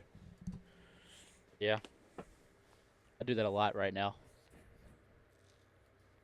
I'm a big, like, snacky guy. You can hop like, on I'll the just wave, walk. bro. I Hop on the need wave to. late. Get on a diet with me and Nick.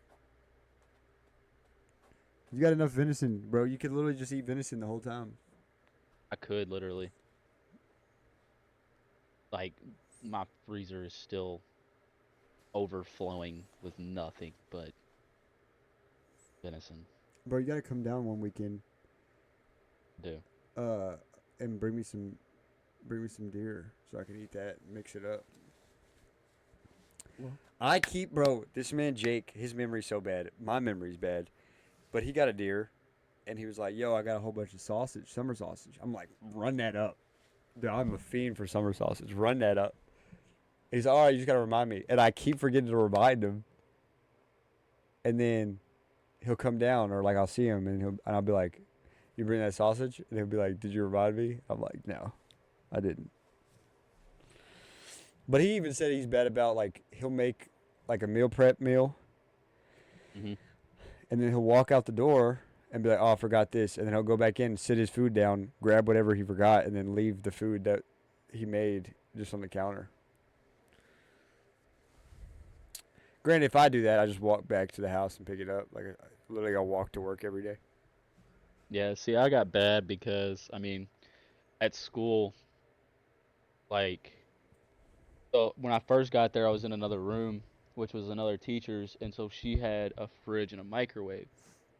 Like, I was able to like bring meals in and like I'll heat it up on my lunchtime or whatever. But once I moved down, like, I didn't have any of that, Right. and so all I would do was just snack, a bag of chips. Sometimes I'd make me like a ham sandwich or something, but other than that, like I just snacked the entire time, and then now I got a gut.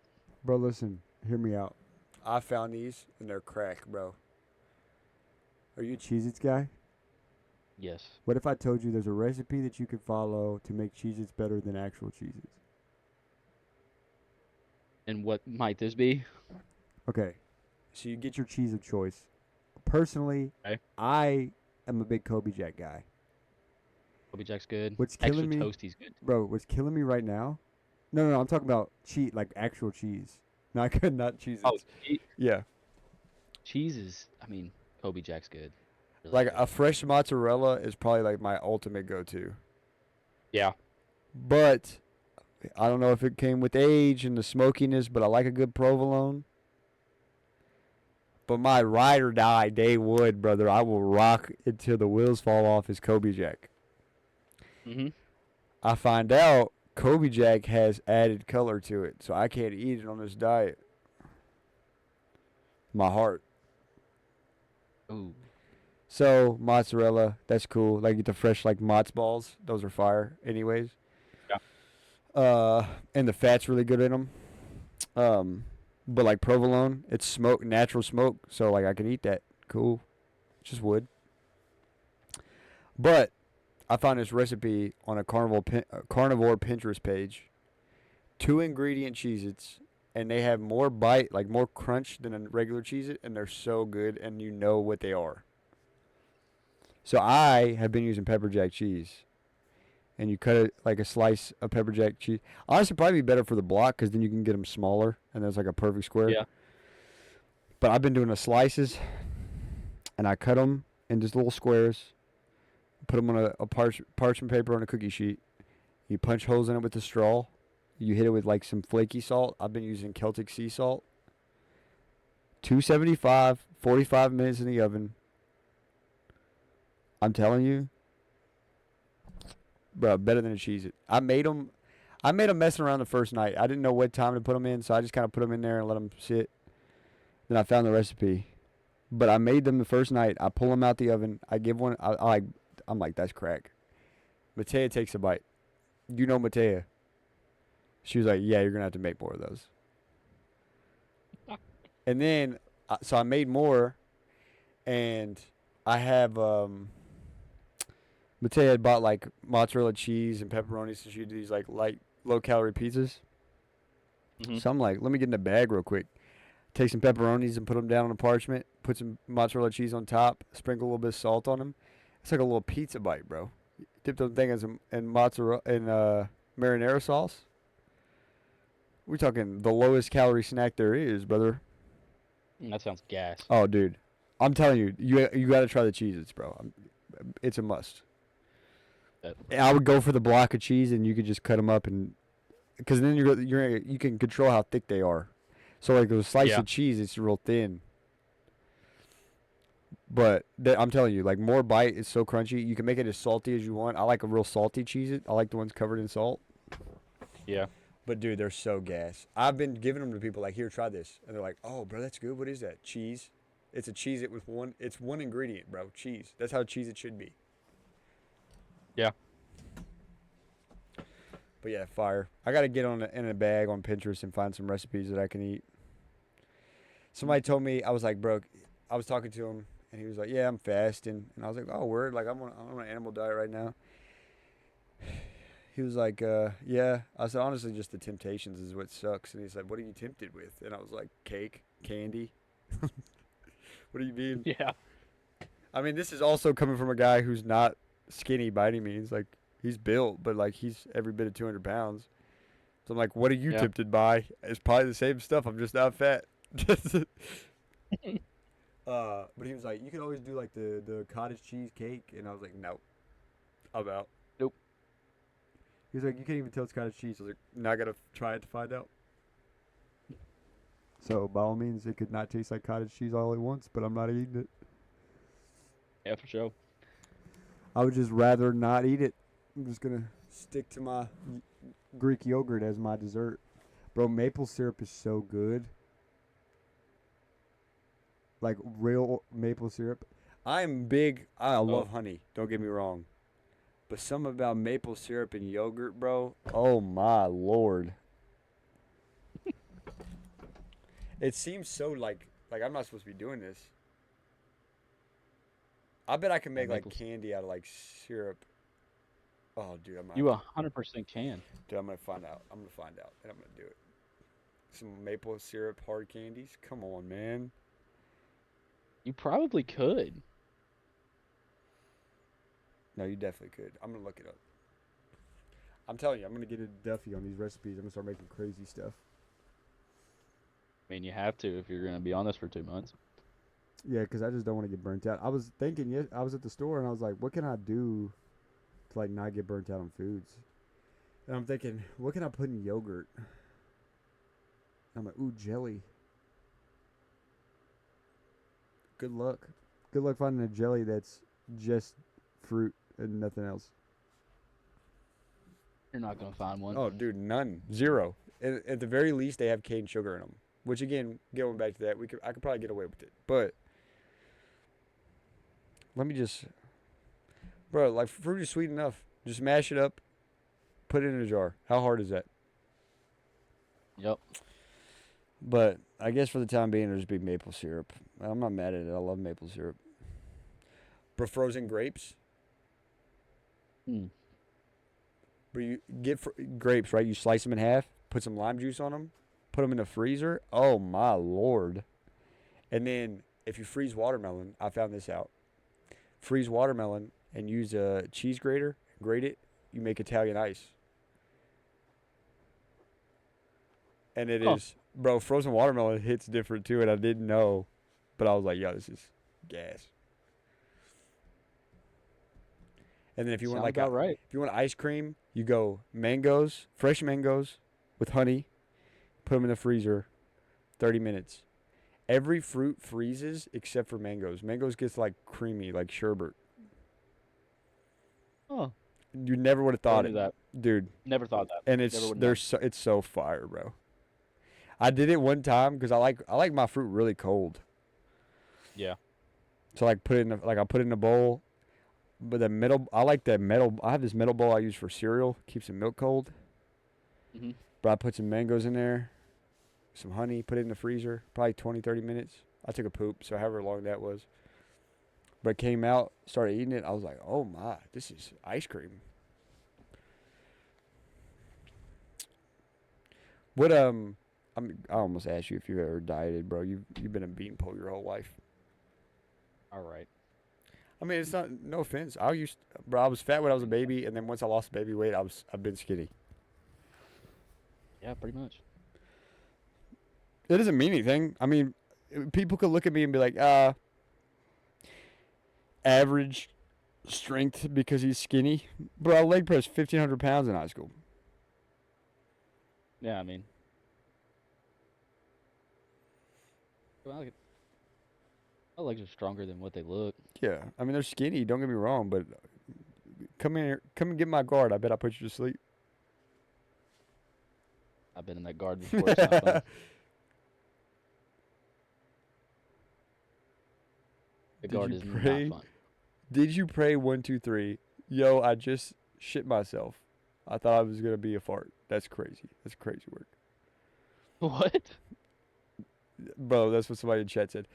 Did you pray today? By any chance, are you on a diet? Because I feel your pain. Bro, that's honestly the best part about having live chat. Also, kind of upset because that's the first time I've cussed in a minute. I bet, honestly, I don't think I've cussed on this pod except for that reading that comment. We haven't. Neither one of us have. Look at us. No. I've been trying to get better at it. Yeah, no, I need to. Evie's a sponge right now. Okay, so we started off on the funny tip. And I'm at a girl's house. Diabolical, brother. And- Hey, Wild. listen. Go to the bathroom, take the top of the toilet off, put your underwear in there, and free ball it. That is it. That's so diabolical. Are you the only guy there? Is she going to know that it was you?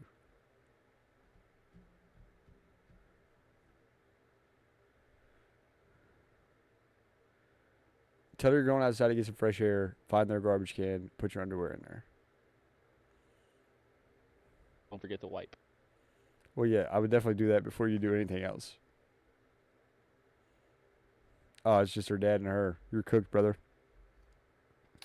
Good luck, brother. Hey, reel it in. Head home. It's time to call it a night. What? Who was I talking to? Oh, I was sleepy. Talking about trusting a fart in the heat. Oh. Also, Trust those. okay, listen, hear me out. What is it about if a girl poops her pants, it's more nasty than if a guy does? Do you agree?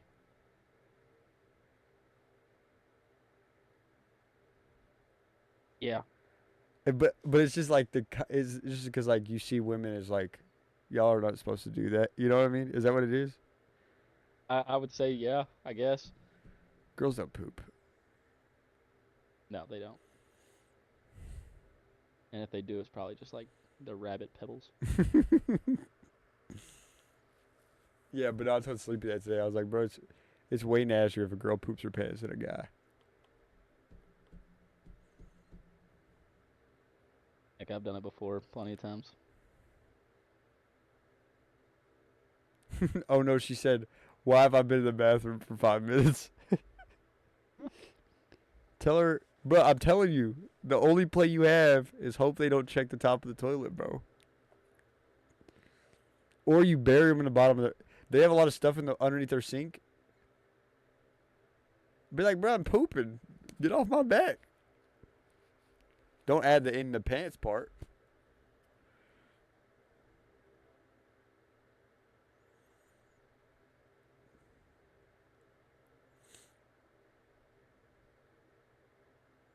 Let me look. Oh, he's looking to see if they got a lot of stuff.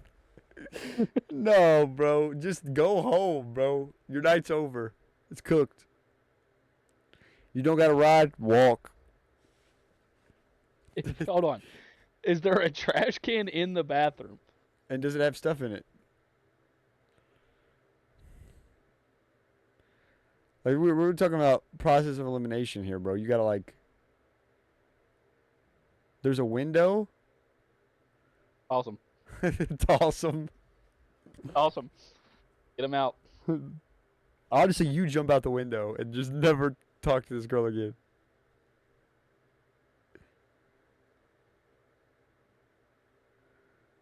Now I'm invested in this, guys. I'm totally sidetracked.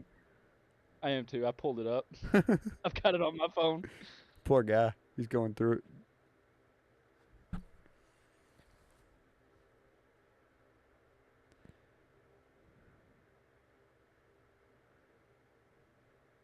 Bro, give me an update. What's going on? Trying to figure out how to open the window right now.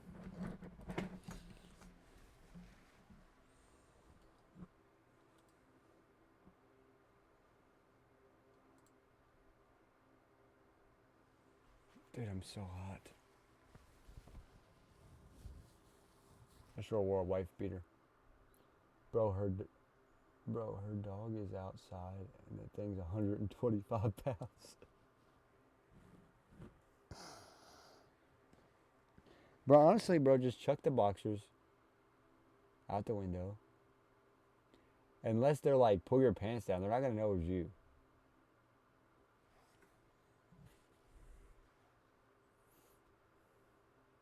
And if her dad's like, pull your pants down. Whoa. Whoa.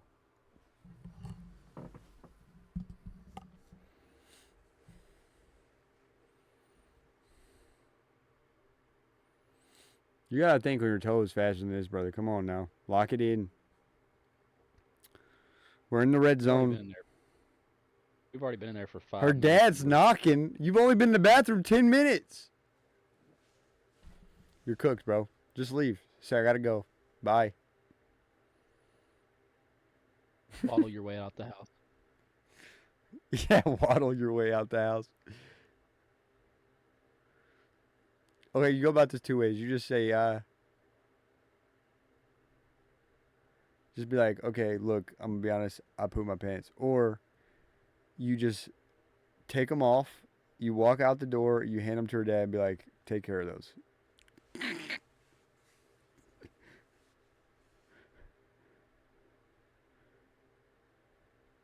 mean, if you got a car, say you'll be out you gotta run to the car for a second. Find a trash can outside, toss them in there, and then you're good. Solid. I feel really bad for this guy. All right. So we started off on like a high. Bro, you're not Got that. clapping, bro. You literally pooped your pants. And her dad's knocking on the Yeah. bathroom door now.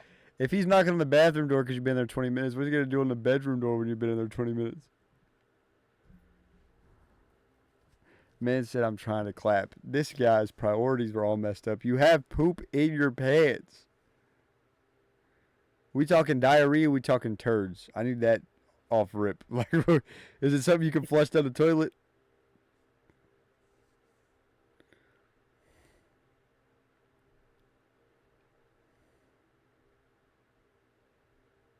Oh, anyways, we started off on a funny tip. Granted, some dude just pooped his pants. What? But tell that man to come wipe your butt for you. How about that? Stop wasting my electricity bill is crazy. Start on like a haha funny good times. Let's focus more like serious note. Happy Men's Mental Health Month, brother.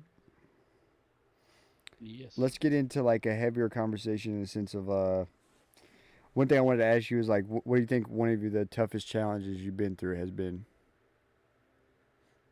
It's honestly been recently. After leaving college and coming back home, not being able to find a job, and then like applying to everywhere and not being able to find anything. That really took a toll on me, just because you got family behind you that's like, hey, you've got to figure it out. Like, you can't live at home forever. Like, you got to get out. And which I'm 100% like, I don't want to stay home. Like, I want to get out. But it's like I can't find anything, and that was really rough. Still is, just because I mean, being a substitute teacher is not a career. And so, I mean, I can turn it into a career, but then again, I would have to go back to school and get another master's degree. Really don't want to do that. But basically, just trying to figure things out as you go.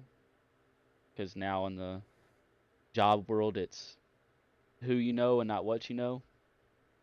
For sure. Because I mean, looking at my resume, I mean, my resume looks really good. Right.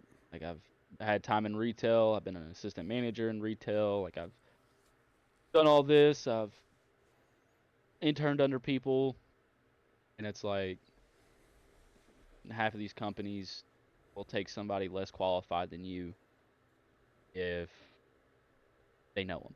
Right. And so basically, just that sucked. But then when I started getting on my feet again, um, was finding the substitute teaching, like doing that every day, it was like a full-time job. I mean, I'm teaching 5 days a week, like doing everything like a full-time job. Um, some things happen behind the scenes with relationships and stuff, and that just like sent me right back down in a spiral. Um, and so that was rough because I'm not doing what I want to do, and then one person you had that like you could go to about your troubles, like that ends up going away, Right. and so kind of sucked. Went through very like deep troubles about everything, and just trying to pull like I've been deep down, and I was like, no, it's like honestly, like I can't. You've seen me at times where I was really down at school, and I just didn't want myself to get back to that point. Right. Um, and so dug deep. Um, like I had my time of being sad and whatever, but it was like I had to pull myself out because if I wanted to do anything productive, then I couldn't let that be like hung over my head. And so basically what helped me a lot was teaching. I mean, I'm not gonna lie to you. Like you go into school and it's like all these little kids, like I'm teaching 6th grade, like all these hyper kids. You never saw like a frowny face ever. And so basically that kind of brought me out of my funk just because I mean, I could not put them down. Right. And like one day I went in and I was really torched. Like I just didn't have the energy, like kind of floated through the day and a kid walked up to me and was like, "Are you okay?" That right there just set it stone and I was like, "Hey." I was like, "I'm good." And it was like that for a little kid to even walk up to me and ask me if I was okay. I was like, that's where it's like these kids see you every day and they can tell something's bothering you Right. just by how you're acting. And so I was like, let me go on ahead and figure this out. And basically just kind of was like, hey, these kids are going to be your way out. And kind of took that to myself and was like, let me teach these kids. And basically, like, I used that as a learning step and even talked to them about mental health. And I was like, listen, you're not okay. You're not okay. But don't act like don't take it in as effective. You're doing it alone. For sure. And so basically, I mean, that right there set the tone for my classroom. And I mean, I had plenty of kids like after that happened because I was there still another 2, 3 months after that. And basically, like, no matter what the problem was, like, they would come and talk to me. And I mean, that just kind of was like, I'd rather do this. And that brought me completely out of it. And I mean, I was coaching. And so, like, baseball had always been a place where I could go and just take the load off. It was always like when I stepped in between those lines, it was like I'm doing something that I love and let me only focus on this for a time. Yeah. And it Well, was I think like that's every too. time. That's kind of the. I couldn't tell you how many like people said it like eventually this is over, but it's more focused on you like what's your career plans? Like what are you doing in school? It's not Mhm. you don't think of it kind of going back on like being a young kid. You're not thinking, okay, this is over, but this is how I've dealt with whatever anger or depression I've had. You know what I mean? So I think Yeah. that's one of the biggest things that um, athletes struggle with, especially once they get to the college level. Is like the only thing that I've ever had to know, like I have control over a situation is sports, and it's gone. Like how do I manage that now? I definitely Yeah. think it's like it's not spoken enough. Yeah. I mean, Because I mean I caught that's a myself in the big one. same situation, brother. That's a big one. I mean, doing that, like just you have to be able to ask for help when you're not when you have no idea what to do. No, for sure. And I think that's the biggest thing is like you got to know your core, especially like you're one of them. Like you got to know your core of people that it's like, okay, if I'm going through something, like I can reach out to this person and no matter what, like they'll sit and have a conversation with me. Yeah. And I mean, you've got guys that you've got to have those people that back you up. Yeah, for sure. And even if it's a 5-minute phone call, that 5-minute phone call could do wonders. Yeah. Well, too, I think I don't know. I feel like different points of life. So, like for me,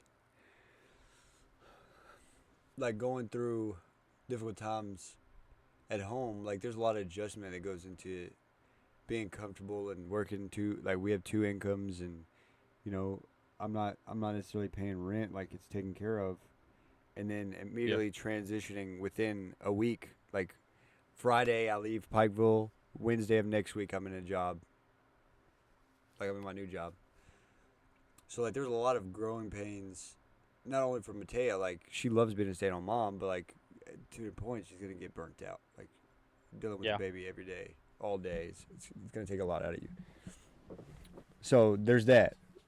The one thing that I really was like I like is the aspect of being hungry. Like Mm-hmm. you seen me come into a position hungry to do it, and then quickly realize there's no competition here. Yeah. So like what I was hungry to do is not a thing. So like then I hit that hole of like I don't care. Are they gonna fire me? Well, it was more of like I don't have a purpose here. Like I'm just kind of getting by. And then I find a purpose in the sense of like I can be a mentor to these kids that are going through stuff that I probably went through when I was in college. Yeah. And then it was I've outgrown this place. Like I have plans. I've made these goals. So going from that to I'm comfortable still to the sense of like I know all I gotta do is show up to work and I'm gonna have a house, family's taken care of, I get a paycheck. Worst case scenario, money's a little tight, we eat a calf, right? Yeah. And now it's like, hey, rent's due, water's due, electric's due. And I like that. Like, yeah, I'll go work. I told Matea when we were in Pikeville and she wanted to be a stay-at-home mom. I told her, I was like, look, if that's really what you want to do and you feel like, it's going to be tough on us, I'll pick up 2 more jobs. Granted, am I going to like it? No. I'm barely going to see you. But if that's what it takes for you to do what you want to do, then I'll do it. And that kind of speaks volumes of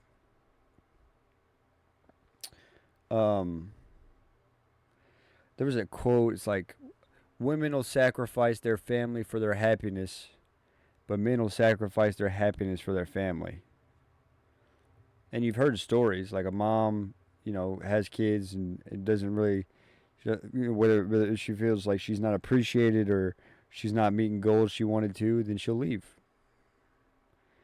But you probably don't know the story, but you've probably seen the outcome of a guy who's miserable, loves his family but hates his life, but like breaks his back to make sure they're taken care of.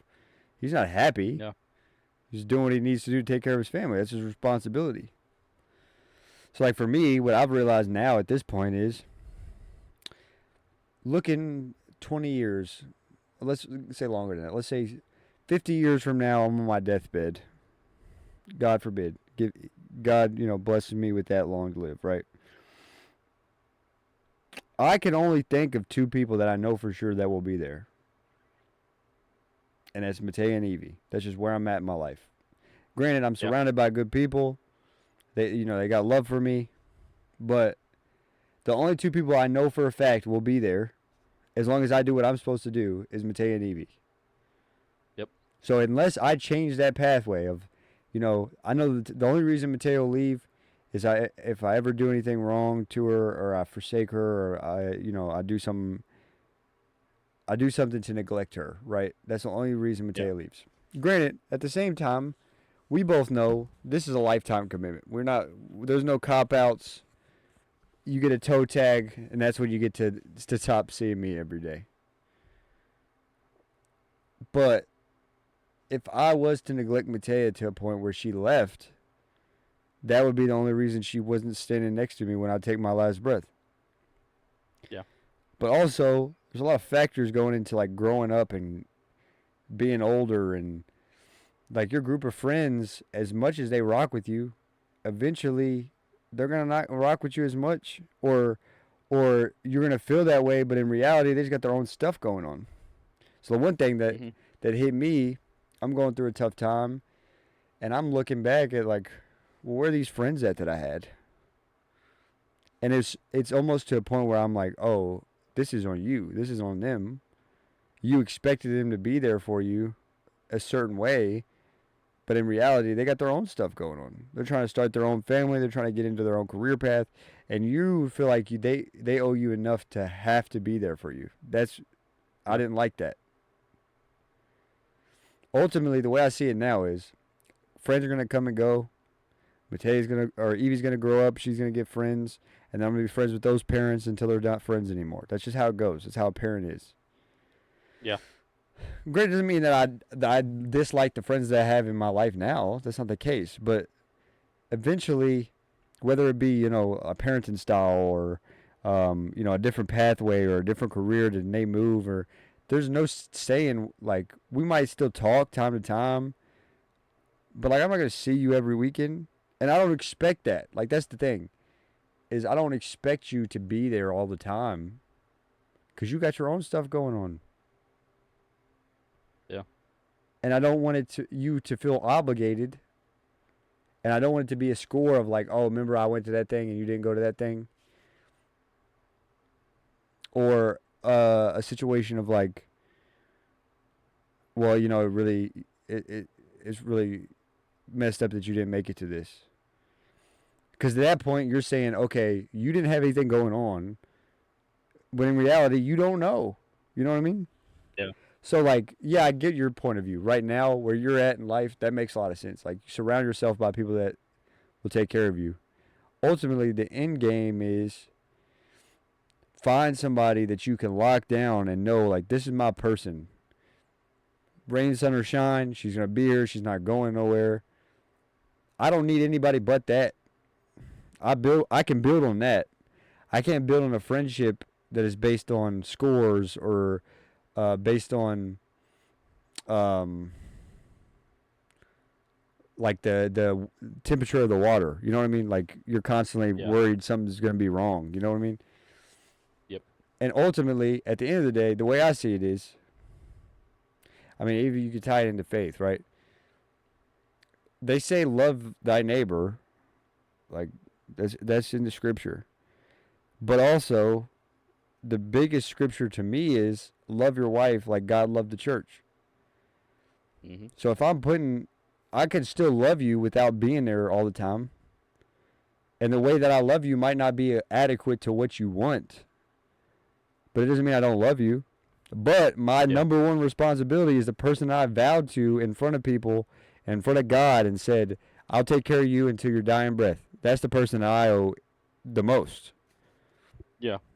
And because that creates a whole bunch of dynamics too. Like, it's something you have to work through with your spouse when you get to that point, because you start off where you're, especially fresh, like you're going to each other's families, Christmas, Halloween, or Christmas, Thanksgiving, like you're going to these holidays, but then you start a family. And now, me and Matea and Evie, that's my family. That's my immediate family. Everybody that I'm related to, brothers, sisters, aunts, uncles, all extended family from that point on. Same with Matea. So, like, if we don't want to go to a holiday, then we don't want to go to a holiday. We want to do our own thing. And 9 times out of 10, if we want to do something at the house, Memorial Day, right? Typically, they do something at Matt and Wendy's. We wanted to host it. We got a house. Cool. We have a Memorial Day party. That's not a big deal. And I'm not saying, like, we have a good relationship. I love Matt and Wendy. I mean, Wendy's treating me like I was her actual son. I'm beyond grateful. God's blessed me with a great mother-in-law. But I'm willing to invite them to things because they take care of us. They make sure we're good. They make sure Evie's taken care of. If it was something toxic and we're like, oh, well, you're not coming to this, like you have to be here, it'd be a different conversation, but it's not that. They're invited to things, or we're invited to things because there's that mutual, like, there's love at the core. Yeah. But ultimately, I think what you said shows a lot of weight on, like, having somebody to fall back on. But at a certain point, now this isn't anything like young kids. I'd say like once you get out of school, like extended school, once you decide, okay, it's time for me to be an adult, that's when you need to start learning that, like, it's me. I gotta have me. And granted, the best way to do that is knowing that you don't have to have you because God's got you. Yeah. That's the biggest thing. Granted, something that I'm still learning. But I think there's got to be a switch that gets flipped when you become, especially, I mean, I'm talking almost exclusively to men right now. You got to realize, like, hey, mommy's not there, daddy's not there. I got to figure it out. And granted, it's not going to be easy. But it doesn't mean, again, you can't surround yourself with people that you have mutual respect for, that this is the kicker, is going to tell you 100% what you need to hear and not what you want to hear. Yep. Because a lot of the issues I've run into is people hyping me up and telling me what I want to hear and not what I needed to hear. Yeah. And you can vouch, if you want an answer, you want a guidance, if you come to me, you're not getting what you want to hear. Yeah, no. But, I mean, I'll tell you this, like, that alone is what changed my perspective on everything. Because, I mean, when I came to you about something and you told me what I didn't want to hear, Yeah. it's basically that alone just says, hey, like, you're not going to like it, but at the end of the day, this is what is going to help you the most. No, for sure. And I think, too, that is definitely, there's a lack of that, which really sucks. Because I don't know, I guess the biggest thing would be, like, you get a sense of happiness making people happy. And I don't, like, I've got into arguments with kids about it. I got into an argument with a guy about it. And he was like, I just think you're mean. Like, your delivery is mean. And I was like, okay. Like, sorry you feel that way. Ultimately, this is the way I see it, though. I am very set in the way I deliver my messages. And I don't say, hey, come to Easy Brother. You need to be there. You need to hear what I'm saying. I'm not forcing it on you. I'm saying, hey, this is what we talk about. This is the environment. Like, we're going to talk about stuff that's heavy, and I'm going to tell you the fact, like, okay, it sucks. Yes, I know. How we fix it. It's not going to be it's okay, pat you on the back, tell you everything's going to be all right. Because at that point, what if it's not? You know what I mean? Yeah. And then you getting coddled and pushed through life, that's how you get that mentality that you're owed something. Mm-hmm. Like, you look over people that are like, well, this happened and I didn't get this. Or like, oh, well, this is, I deserve this because I did this. That's how you get that. Opposed to somebody who's strong-headed and level-headed enough to be like, okay, I busted my back to get here. It didn't work out. It's not the path. I got to find another way. Yep. Because I know too many people that are like that. Like, they feel like they're owed something because they've done like they've been through something. And that's not the case. Mm-hmm. If that's the case, and being poor your entire life means you're owed something, I need something. Yeah. You know what I mean? But ultimately, I've never played that role. Like, yeah, it's poor. We got by.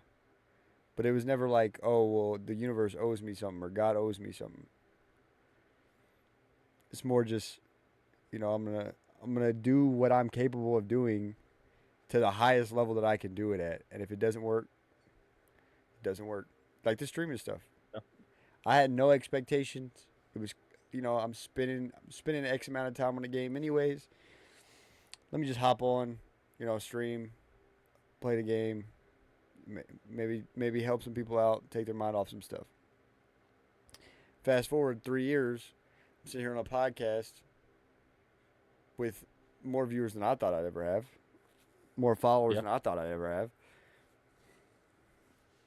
And granted, like I said, it's not based off of, there's not a number to me that I'm like, this is success. I need one person, whether it be on a podcast or somebody comes in, they're having a rough day and I get to make them laugh playing COD, right? There's not a number, there's not a money amount. You know what I mean? But Yeah. ultimately, I come on here and start spreading the gospel on podcasts. If that resonates with somebody, perfect. I did my job. Yep. But at the same time, when it comes to faith, if I have a platform, we're in 2025 and I have a platform and I don't speak on Christ, then I'm failing him. Especially considering the fact of how many people this could get out to. You know what I'm saying? Yeah. So it's like, it might not be for you. My message might not be for you, and that's fine. I hope it is. I hope you could take something that I said and be like, that makes a lot of sense. But again, I'm not trying to hurt your feelings. I'm just trying to deliver a message that needs to be heard. Mm-hmm. And if that is not who you're surrounding yourself with, then you're going to be in that same situation, that guy that's like, well, I deserve this because I did this. That's not how the world works. Yep. I don't know, brother. It's frustrating. I get it, man. But also too, I think one of the things, I could definitely say like there was like we kind of, like we still would, like we got a streak and stuff and we'll like chop it up time to time, but it was like there was a strong disconnect of like, okay, let Morton do his thing, because I feel like a lot of people that I've had that like, I did it with Q heavy and it would make me mad because I like reach out and he wouldn't hit me. I'm not Yeah. saying that's you. I know if I text you, you're going to respond. It might not be immediate, but you'll get back to me. But again, going back to he's trying to do his own stuff, right? So Yeah. what I learned from that is I could text you every day and like check on you and see how you're doing, but ultimately you got to figure it out yourself. Yeah. So like, granted, I didn't know that you went through a dark time, but at the same time, it says enough that you was able to figure it out yourself without reaching out and rely on a crutch. You know what I mean? Mhm. But again, it wasn't like I don't think you took it that way of like, TJ doesn't care about me anymore. I would hope you wouldn't Oh, take it that no. way. Oh, never that. I just figured the last time we talked, you were saying that you're trying to find footing, and I think the best thing for you was to just let you figure it out yourself. Somebody a couple 100 miles away from you telling you this is what you need to do isn't going to help you any. Yeah. It was definitely a learning experience for sure. Just because, I mean, not having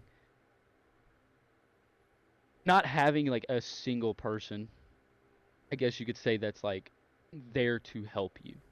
Like that way pretty much made me feel like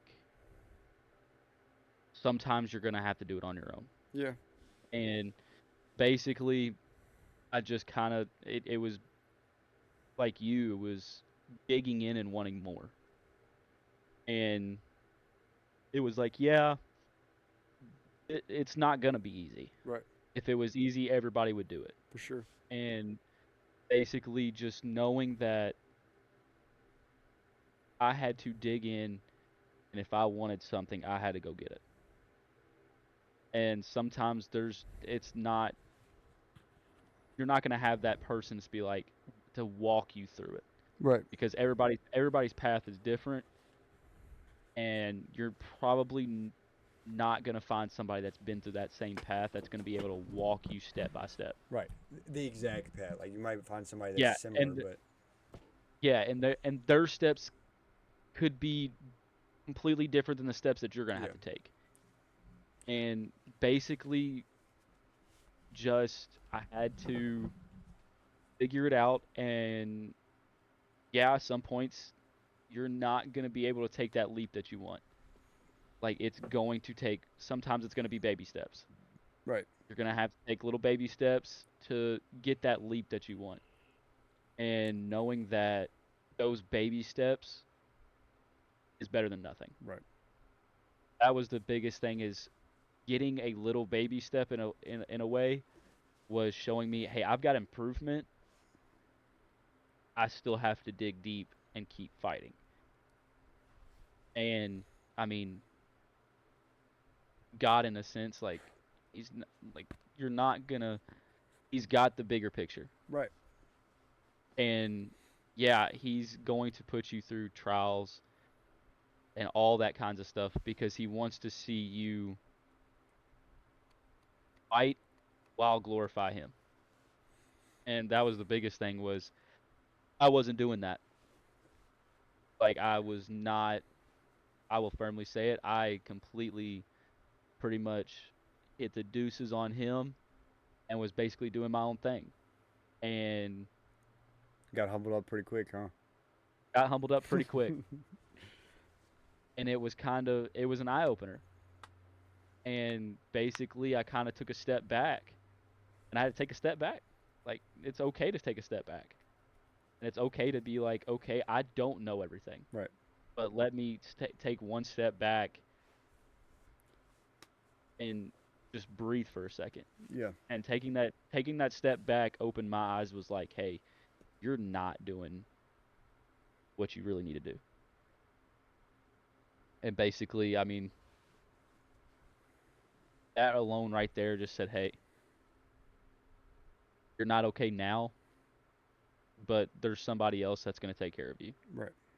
There's somebody else that's not going to let you get too far if you believe. And that alone was like, he knows how much I can take.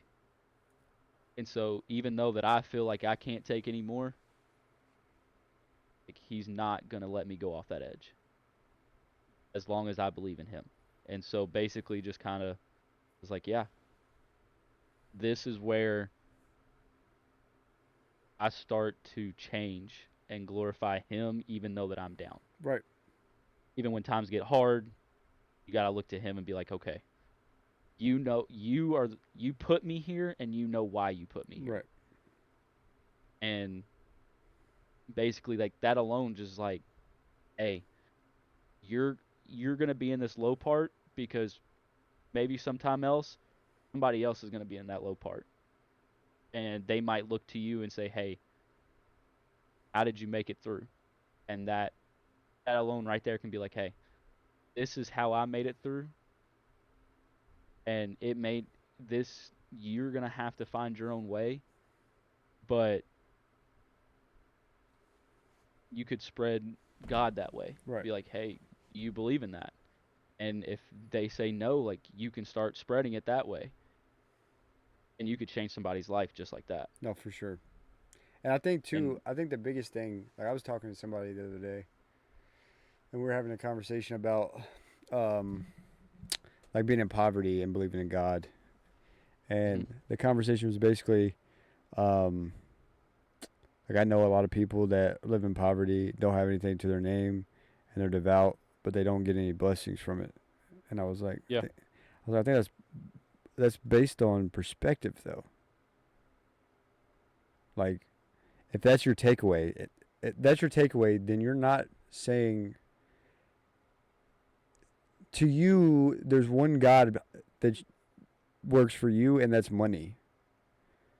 Mm-hmm. Being poor doesn't equate to how happy somebody is. You know what I mean? Like, I had a very happy childhood, and we were poor. Granted, people were poor, but, like, being poor doesn't equate to happiness, and wealth doesn't correlate to money. Like, it does. Like, if you could be extremely wealthy and have a lot of money, but deeper than that, you can be rich without having money. Mm-hmm. Like, the blessings of like having a kid and me walking through this path, bro. Like I'm as blessed as it gets, bro. Not only do I wake up in the mornings, breath in my lungs, and I'm able and I'm capable of going out and walking and doing these things. But I get to come home to a wife and daughter, a home that God created long before I did. Like that's wealth. That's wealth. Yeah. And then so like at that point, if you're saying that you should get something because you believe in God, that's not how that works. You do get something. You believe in God. You truly believe in God, not with just your mouth, but with your soul. You get something. Yeah. You get eternal life. That's what you get. Yep. And the best thing about our God is there's not a list of requirements of what you need to do to be with Him in eternity. It's not. You look at any other religion, it's you have to do this, this, this, and this. Christianity, claim Jesus Christ as your Lord and Savior. It's really, Yep. and that gives you a perspective. How loving and generous our God is that He said you don't have to do anything. I love you because you come from me. Mm-hmm. So all you have to do is say, Jesus Christ, my Lord and Savior. You wash yourself in the blood of Christ. You would understand, you understand that Christ died for your sins, but at the same time, there is a weight to having that relationship. Like it's not like a voice memo of like, hey, listen to this and you're good. You have to put in the effort to make a connection. Because you can know Christ, right? And claim Christ. But if you're not working to build a relationship with Christ, He doesn't know you. Well, He knows you, but do you know Him really? Yeah. How many times you picking up that book and reading it? How many times you praying before you eat or before you go to bed? Or before you before you get your day started in the mornings? So you can know Christ with your mouth. You can speak, oh yeah, Jesus Christ, my Lord and Savior. But do you mean it in your heart? Mm-hmm. Do you know, look, I'm walking through some dark valleys right now, but I know God's got me. And what started as a mental thing of like, let me get these kids right, let me push them to be better. You've seen it from the jump when we wrote the business plan of what it's going to look like. Christ was not involved in that. Nope. But the closer that I got with Christ, I'm like, oh, He needs to be in that. Yeah. Like the hardest quote for me, like as a wake up, like it's time. Is to see a video of a guy saying, you can't be a good man without Christ. And I was like, oh, F me, I guess. But then I started thinking about it. And it's like, if you're living by the Bible and you're going through the scriptures and you're reading and you have a relationship with Christ, you're going to have all these core values that a good man should have. A great man should have. You could be a good guy, but are you a great man? Probably not. You're cussing all over the place. Granted, I know a lot of people's excuses. Well, I know plenty of Christians that cuss. And that's fine. I mean, that's the way you want to live your life. I was stuck in that cycle too. But at the end of the day, there's a reason God had Adam name the animals and didn't just name them Himself. Because the words of your mouth matter. Yep. So it's like, you can say, no, I'm a great man, and I don't believe in Christ, but are you? Like, really? Like, you might do things that great men do, but at that point, are you a great man, or are you a great man, or are you a good man in disguise? Are you doing the things that you need to do as a man, like providing for your family because you want to, because you know that's your call to life? I need to take care of these people. Or are you doing it because you're like, I got to, You know what I mean? Yep. So it's all about perspective, and I think you hit the nail on the head. It's like you get humbled up, and like I said, I just made that TikTok the other day. God's not putting you through something to break you; He's putting you through something to build you. Yep. That was when I saw that, is obviously like when I see some of those that pop up on my For You page, like as you're doing them, I mean, I watch it and I seriously like listen, and I'll watch it at least 2 or 3 times. Because the first time, like you're listening, but you're not really listening. Right. And so when you really like listen to it the first time, you're like, okay, and then I'll watch it a second time. And like listening to it the second time, you will get a lot more out of it than the first. The first is because you're scrolling. When you get in that scrolling lock, you're not really. I'm not trying to hear You'll sit there. nothing. I'm not trying to hear nothing Yeah, spiritual. I'm just trying to vibe. yeah. Yeah. And then and it's like one of those that it's like that last bit right there was he's putting you through something to build you. As soon as I heard that, I was like, hold on, I didn't get the whole message here. And going back and watching it the second time, it was like I for one needed to hear that again because it's true. And it's like sometimes you will say something and you will like I believe it, but it's like you get lost occasionally. And it's like you're going through the motions and you think you're doing everything, and then it's like that one little sentence right there was like, hey, whoa, let's listen to that again, and let's actually really pay attention. Yeah. And it's like paying attention to that again is like, yeah, no, you're right, and it's like it pops you back into a like that's right, and and it makes you believe it even more. Like let me refocus. Like it's like Yeah. I think it's human nature in the sense of like what society is because of like the way the world was created and everything was fine and the serpent did what the serpent did and then it wasn't perfect anymore. Hmm. So like for every good thing done, there's gonna be so many bad things done because that's the world that was created based off of the decisions made by Adam and Eve. Yep. So if that's the case, and we're going through life, and we're like, well, I could watch porn all the time. It doesn't really mean anything. Like people do it all the time, but yeah, but should they? And then like yeah, like people cuss, but they're good people. Yeah, but should they? Granted, like I'm not judging. Like if you're gonna live your life a certain Yeah. way, right? And I'm gonna live my life a certain way. But granted, I can't have a platform that we push on being better than yesterday, and me being stuck in I'm not changing this. I'm never gonna stop doing this because it's like one, you're not accounting for the future and what I see as God has this plan for you, right? But two, it's like you're being so naive to like the opportunities that God may bestow upon you in the sense of having a kid and being able to be in that position. And then you get into the dynamic of like when you become a parent, you have two options.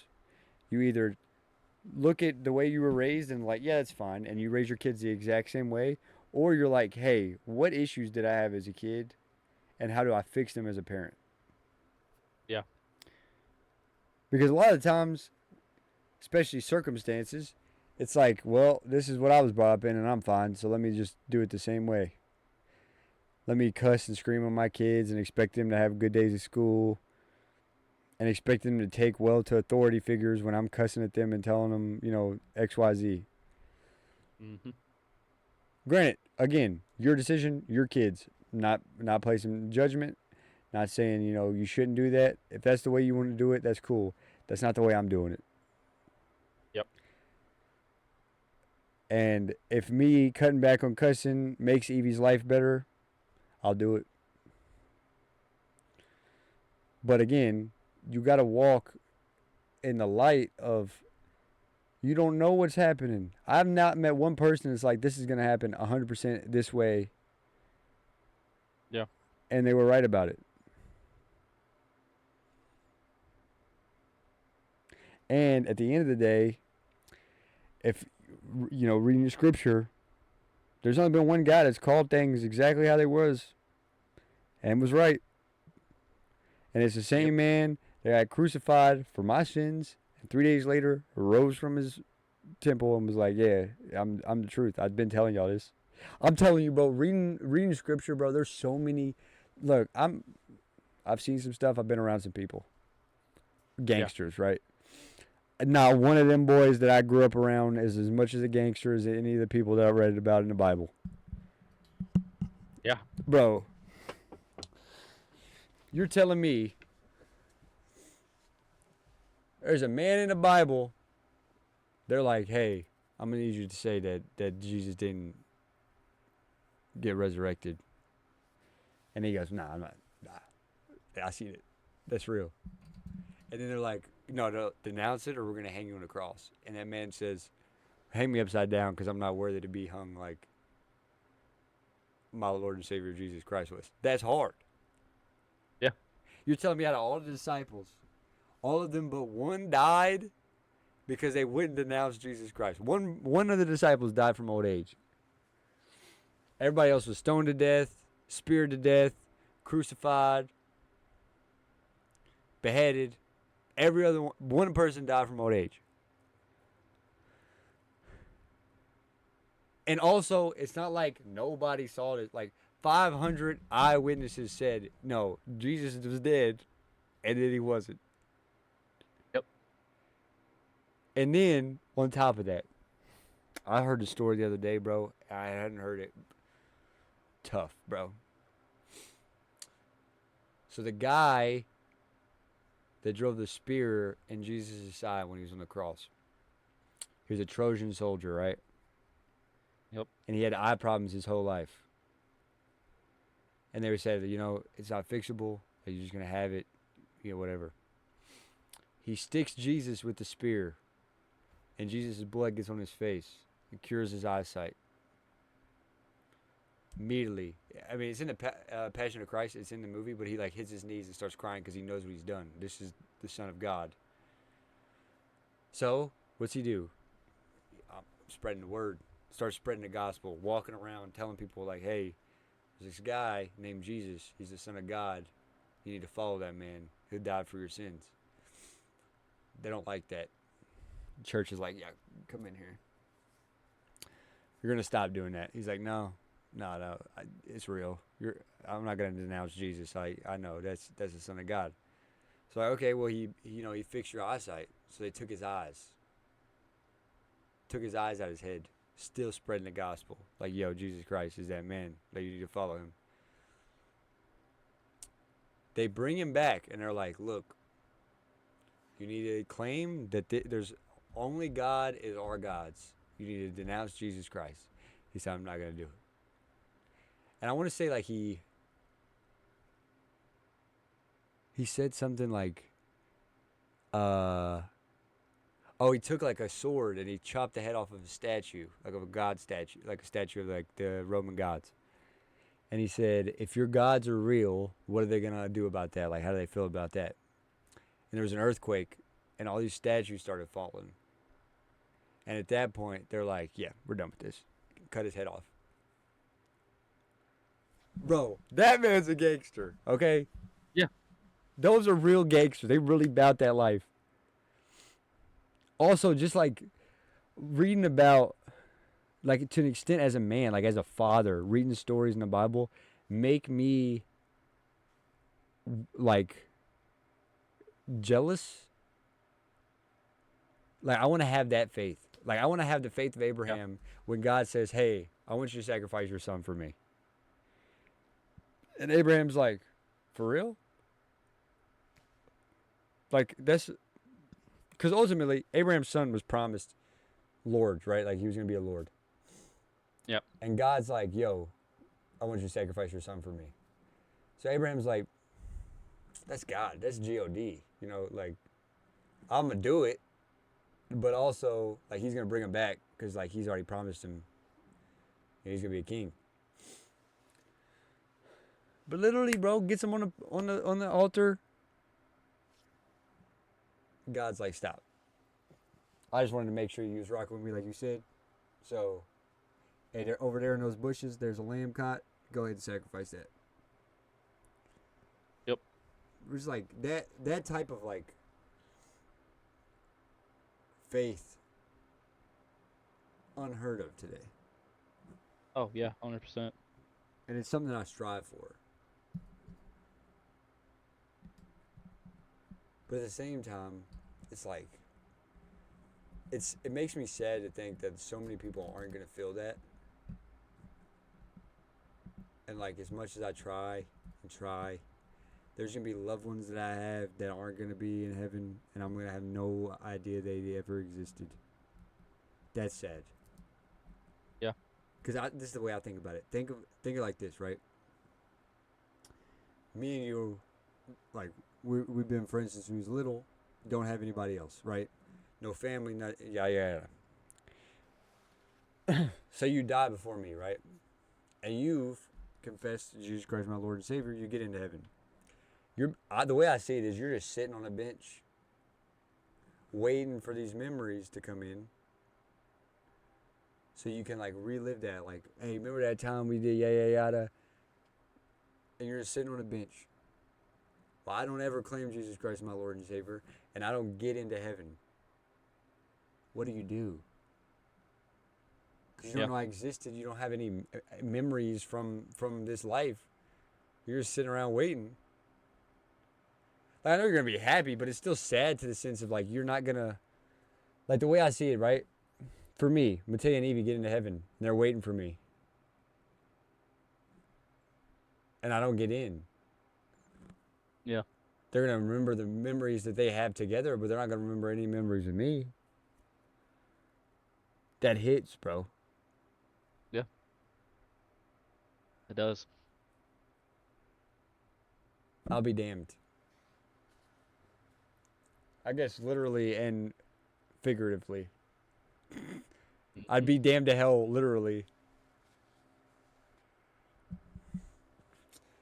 But yeah, For man. sure. No, I'm proud of you, man. I know that going through a tough time isn't ideal, but I'm proud of you for getting through it, brother. With having the knowledge of like I don't want to get back to where I was at. This says a lot about how you've grown, and ultimately that's been my goal for you, is help you grow as much as possible. But at the same time, I know you had to do it yourself. I mean, I think that was the good part, was I had you when I didn't know my way. Right. And you kind of, like we said before, you don't sugarcoat stuff. Like, you're going to give me the cold, hard truth, and it's not going to be what I want to hear. But at the end of the day, that's what helped me the most. Right.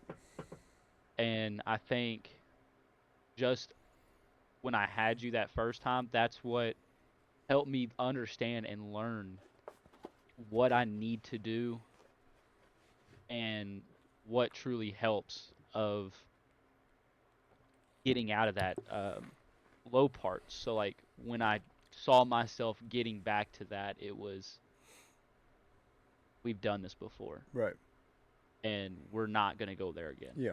Because that part is not the good stuff that you want to be in. And Absolutely. It was a real back, like, hey, nope. Let's go on ahead, bring it back. Let's dig deep and want more. For sure. I'm proud of you, brother. It takes a lot to realize that and to push yourself to grow past something. So, like I said, I'm proud of you. I know that circumstances aren't, as always, what we hope for, but, I mean, you hit the nail on the head. God's got a plan for you. Yep. And we don't know what it is, and I can't tell you what it is. You just got to find out. Yep. All right, brother. Well, Yes, sir. I appreciate you talking to me. Typically, I do a prayer to end. You cool with that? Absolutely. All right. Let's get into it. Let's see if my praying skills are growing here. I've been working on it. All right. Dear God, I want to thank you for this moment in time, the opportunity to speak with Cody about things that have helped us grow, be able to talk about things that have held us back, and just reminisce on memories that we have together. Lord, I want to thank you for not only putting Morton in my life, but putting me in his, and helping us grow through each other. Lord, I wanna pray that in your will you push Morton to success, not success in his eyes, but success in yours. I pray that you open doors for him and close those doors that don't mean anything in your mission for him. Lord, I pray that anybody in chat that heard something that resonated with them, I hope they feel it in their heart and their soul. And I just want to thank you for the opportunity to give me the platform to be here speaking, not only helping people with their earthly bodies, but helping them grow a relationship with you, Lord. Lord, we love you. We're so thankful for not only your blessings that you bestow upon us, but the trials and tribulations you put us through. Lord, you're so amazing. We're so grateful. We love you. In your name we pray. Amen. Amen. All right, brother. I appreciate you hopping on. I appreciate you having me. Yeah, dude, I'm trying to get people on here that waste my time, so I appreciate you coming through. Definitely, but you could reach out more, brother. I mean, granted, Sure. I got a lot of work going on, but you ever need something or need an ear to bend or something, just reach out. Absolutely. You do the same. All right, brother. I'm always here. For sure. I love you, man. I'll talk to you later. All right. Later, brother. All right, chat. I appreciate y'all. I love y'all. Make sure y'all be better and be easy, all right? Make sure you say a prayer because God loves you before you go to bed tonight. Thank him for your blessings. Thank him for the trials and tribulations that he's put you through to get you where you're at right now. Okay? Because I'm glad you're here right now. Happy Men's Mental Health Month. Make sure you tell somebody, some man that you're close to, that you love them, that you see them working, that you're proud of them. 90% of the time, it's all a man needs. Somebody to acknowledge that he's there and he's doing the right things. Like I said, I love y'all. And I'll see y'all tomorrow, baby.